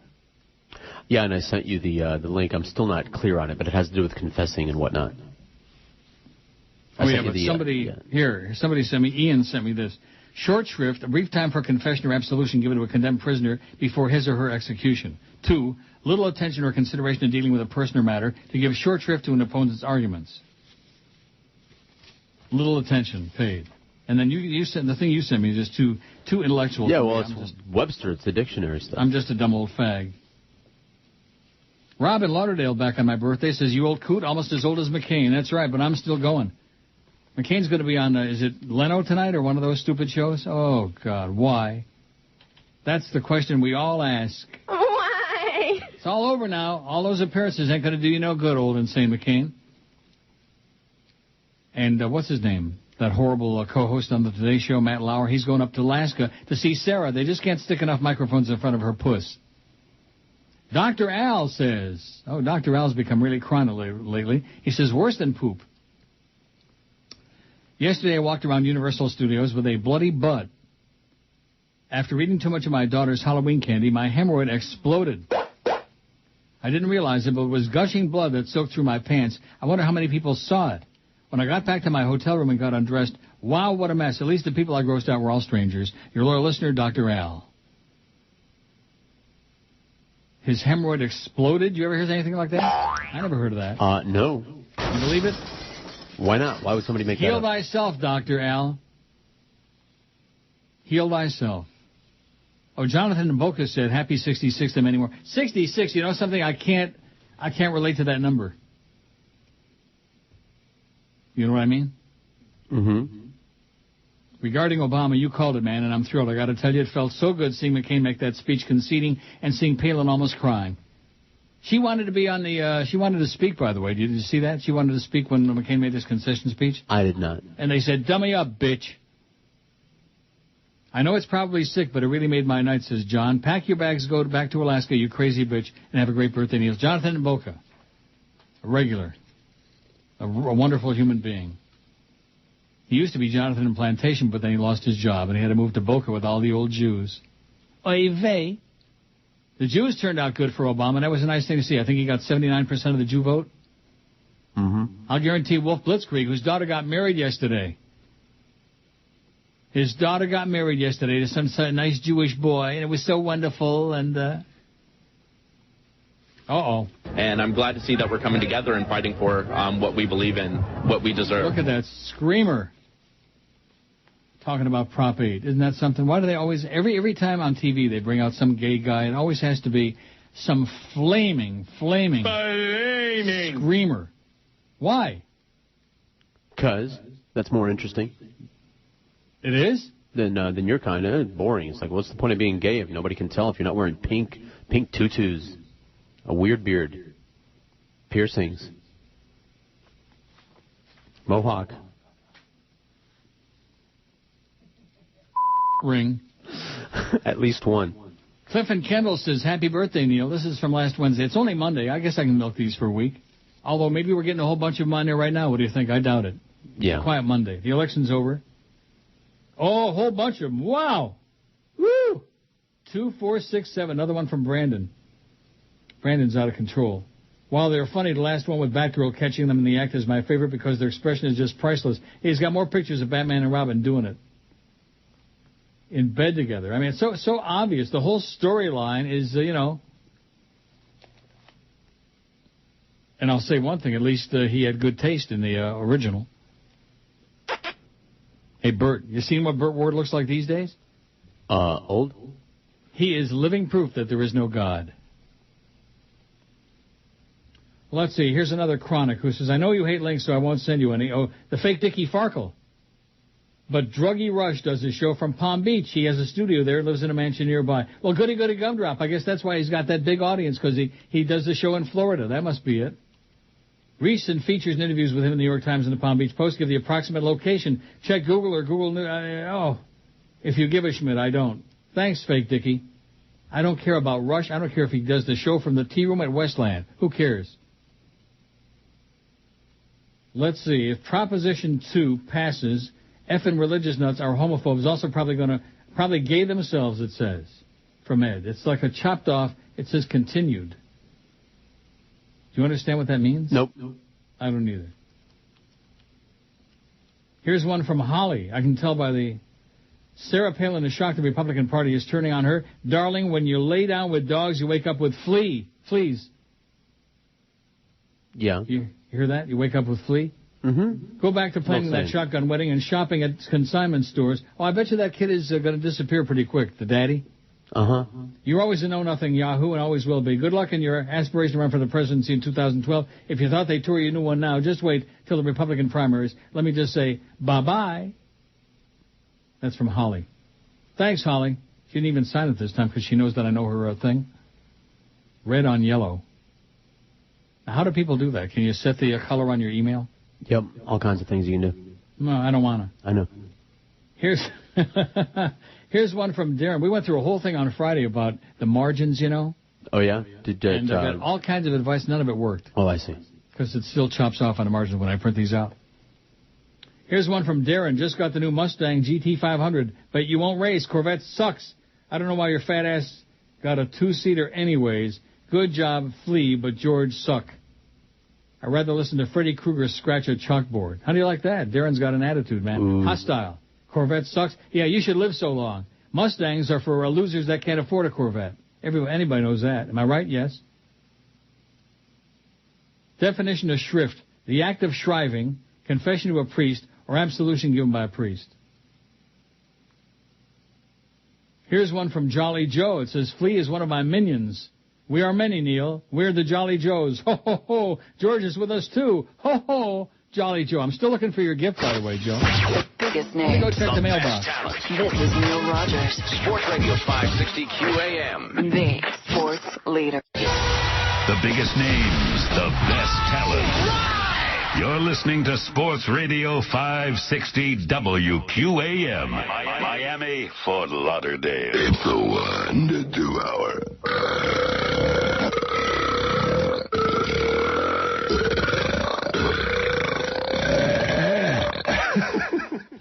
Oh, God, don't go in there. Oh, you hear my stomach bubbling? Oh, it's bubbling. I gotta go back to the bathroom. Watch out. People heading home from work late one night when they saw the sign on the fast food light. They pulled in and gave their order to the girl. And the next thing you know, they started to hurl. And Taco Bell. Their stomachs started to blow. In Taco Hell. A burning inside their throat. It had a smell. That's when they started to blow. Not feeling well. From the bean burrito. It must have been the curse of the quesadilla that's causing all of this diarrhea.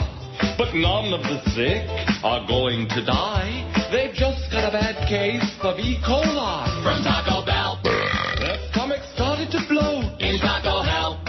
A burning inside their throat. It had a smell. That's when they started to blow. Not feeling well. From the bean burrito. Should have skipped the damn chalupa. You might not have made but super. Next time you pass the sign, say no. Even though it's grilled, so it's good to go. Lots of people got sick and wished that they owned a gun so they could hunt down the people who think outside the box. The pain from the cramps they felt deep in their gut.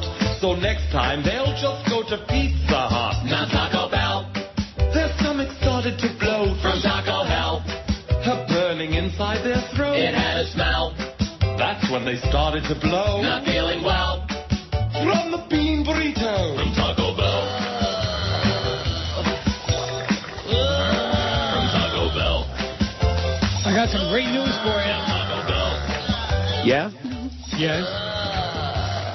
Terry in Boynton Beach has given a follow-up. Isn't that great?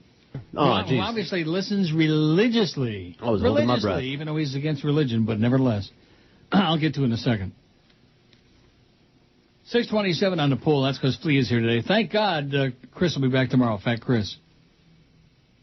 See, they're not ripping Fat Chris because they'd rather have him there than Flea, who's had nothing to say today. Have you? No, not really. I must have missed it. That's okay. Just sit there and dummy up. Keep taking notes. Okay. Hey, Joe, they hate you. They hate you, Joe. Here's a poll suggestion. Who's your favorite political analyst? James says two of my favorites are Howard Feynman and Paul Begala. Howard Feynman always looks like he just swallowed a canary. He's got that Schmidt-Eaton grin on his face. Hi, Keith. Hi, Keith. Hi, Keith. He's okay. I like him, but he doesn't say anything. And Paul Begala, he also has got that silly smile on his face all the time. And James Carville, oh, my God. Have we seen him enough or what? Yes.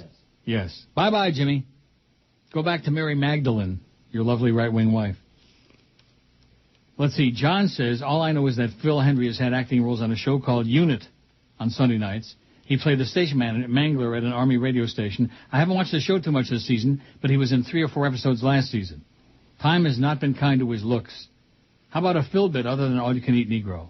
John in Lake Worth. I don't think we have. We got I Got You Down, which I just played that the other day. Also, I played the Taco Bell one. Please, probably upset about that. They like that one. Don't ask me why. They like it. It's Todd Pettengill at his most ponderous, which is saying a lot. Here's Terry Aperovich in Boynton Beach again. Geez, Neil, at least I know for sure you actually read your email. Ha ha ha. Apparently I was not in my car this morning when you first read my email aloud, suggesting it was time for you to hang it up. But I did hear you mention my name at least 5 times between Lantana Road and Boynton Beach. Old friend, so my question is, did I hit a nerve, my fellow old-timer? No, you didn't hit a nerve. You have a lot of nerve, is what you have. If you don't like the show I'm doing now, go listen to something else. Rush is on right now. Scare America is on 940. They got 8 million sports talk stations pumping out, puking out about the Dolphins are going to the Super Bowl. Come on, Terry, you can find something to listen to. You reacted predictably, lashing out at any criticism of you, your show, or your gold mine of cash that WQM still doles out to one of the greats of yesteryear. A guy so desperately behind the times that only now are you integrating email response from your dwindling fan base. You just had a birthday, and while many dinosaurs your age would just gracefully fade away after years and years of raking in the serious dollars that you have, and while you've certainly earned this on-the-air golden parachute your current employers have extended to you that last how many years? 5 more, sweetheart. And I'm only going to count the years since you've been a factor in South Florida. You were absolutely great for years and years and years, but now you simply are no longer great, and worse, you are no longer cutting edge. You've become the Milton Berle of Miami. See, this is a guy who only hears what he wants to hear. He doesn't hear the part about station management won't allow this and won't allow that, right, and that they just got their license back because the FCC's all over their ass. And so we can do whatever they allow us to do, and believe me, that isn't much. And as far as my losing it, I'm still the same fat fag that I've been for a long time. I haven't lost a beat. And yes, I just heard you reread my email on the air again. It does matter where you're located. When you do a show, a radio show, you live in Canada, we live in South Florida. And while you probably have the best part of that deal, yes, I do, please stop wondering why your numbers are down and continue to dwindle, and the Internet does not actually legally make you a citizen of South Florida anymore. No, I am a citizen of South Florida. I'm a legal resident of South Florida. How do you like that, schmuck? And pay plenty of taxes in South Florida. And plenty of taxes to your government. Tons. More in tax every year than you'll ever make in your lifetime.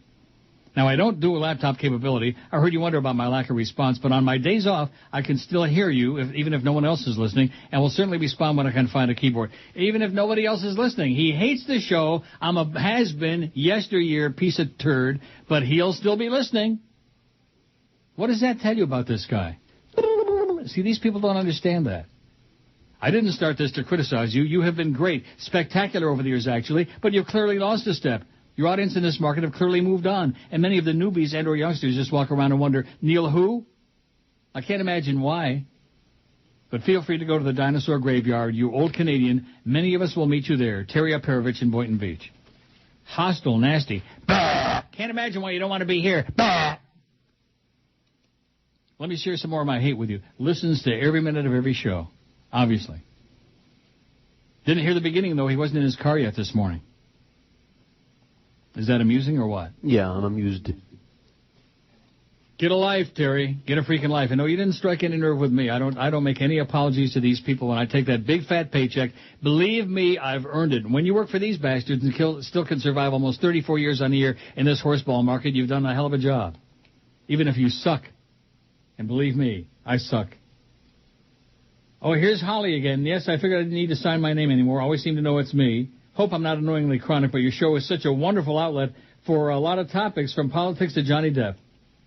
Well, much love, Holly. Thanks, Holly, but don't be saying nice things about me now. It'll get Terry all upset.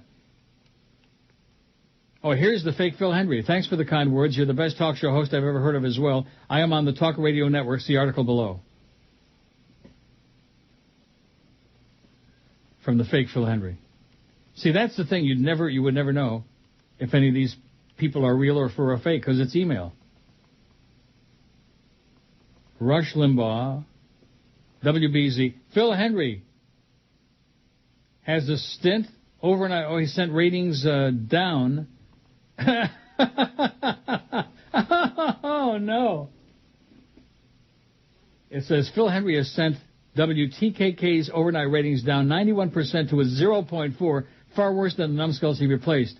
Coast to Coast was down as well, but pulled a whopping 9.5 share for WRKO. This is in Boston, the Boston numbers. How do you like that?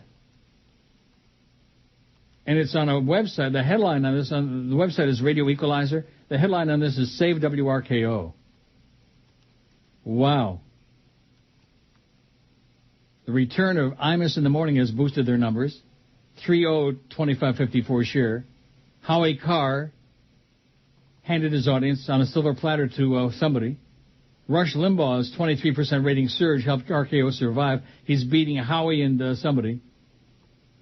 Tommy timeout. But Phil Hendry gets just sliced and diced there. How do you like that?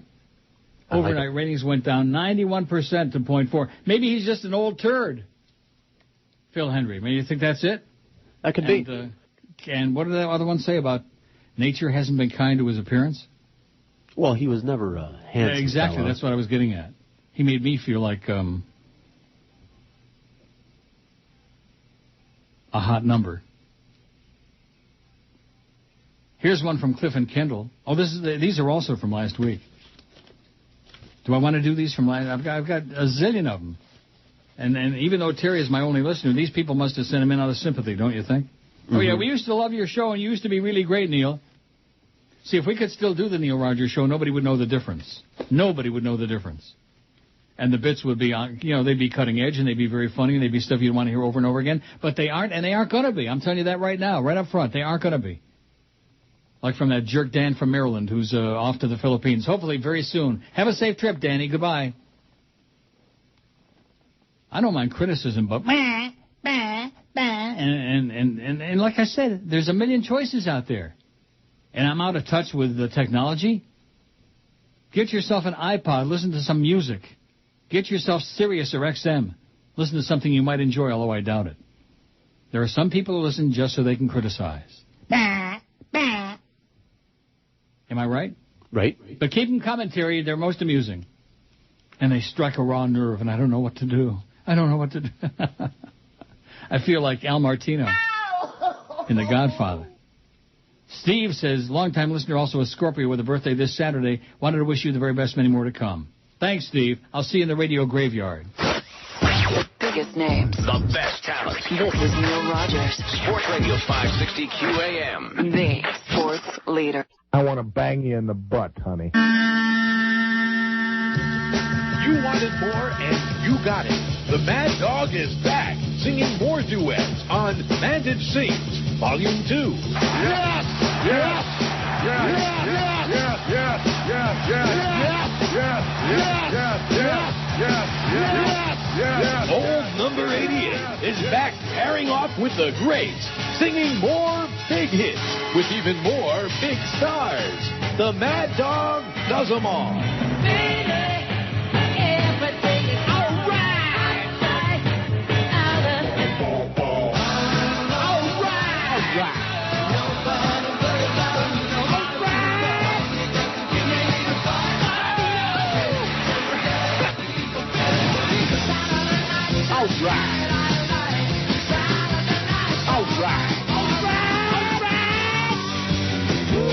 It's an all-new British invasion with the Mad Dog singing like a man. I like it. I like it. The truth is finally out that Jim Mandage was truly the fifth Beatle. You gotta give me a little lovin', give me a little lovin'. Oh! If you want love to last. Sweet, now your head's to stay.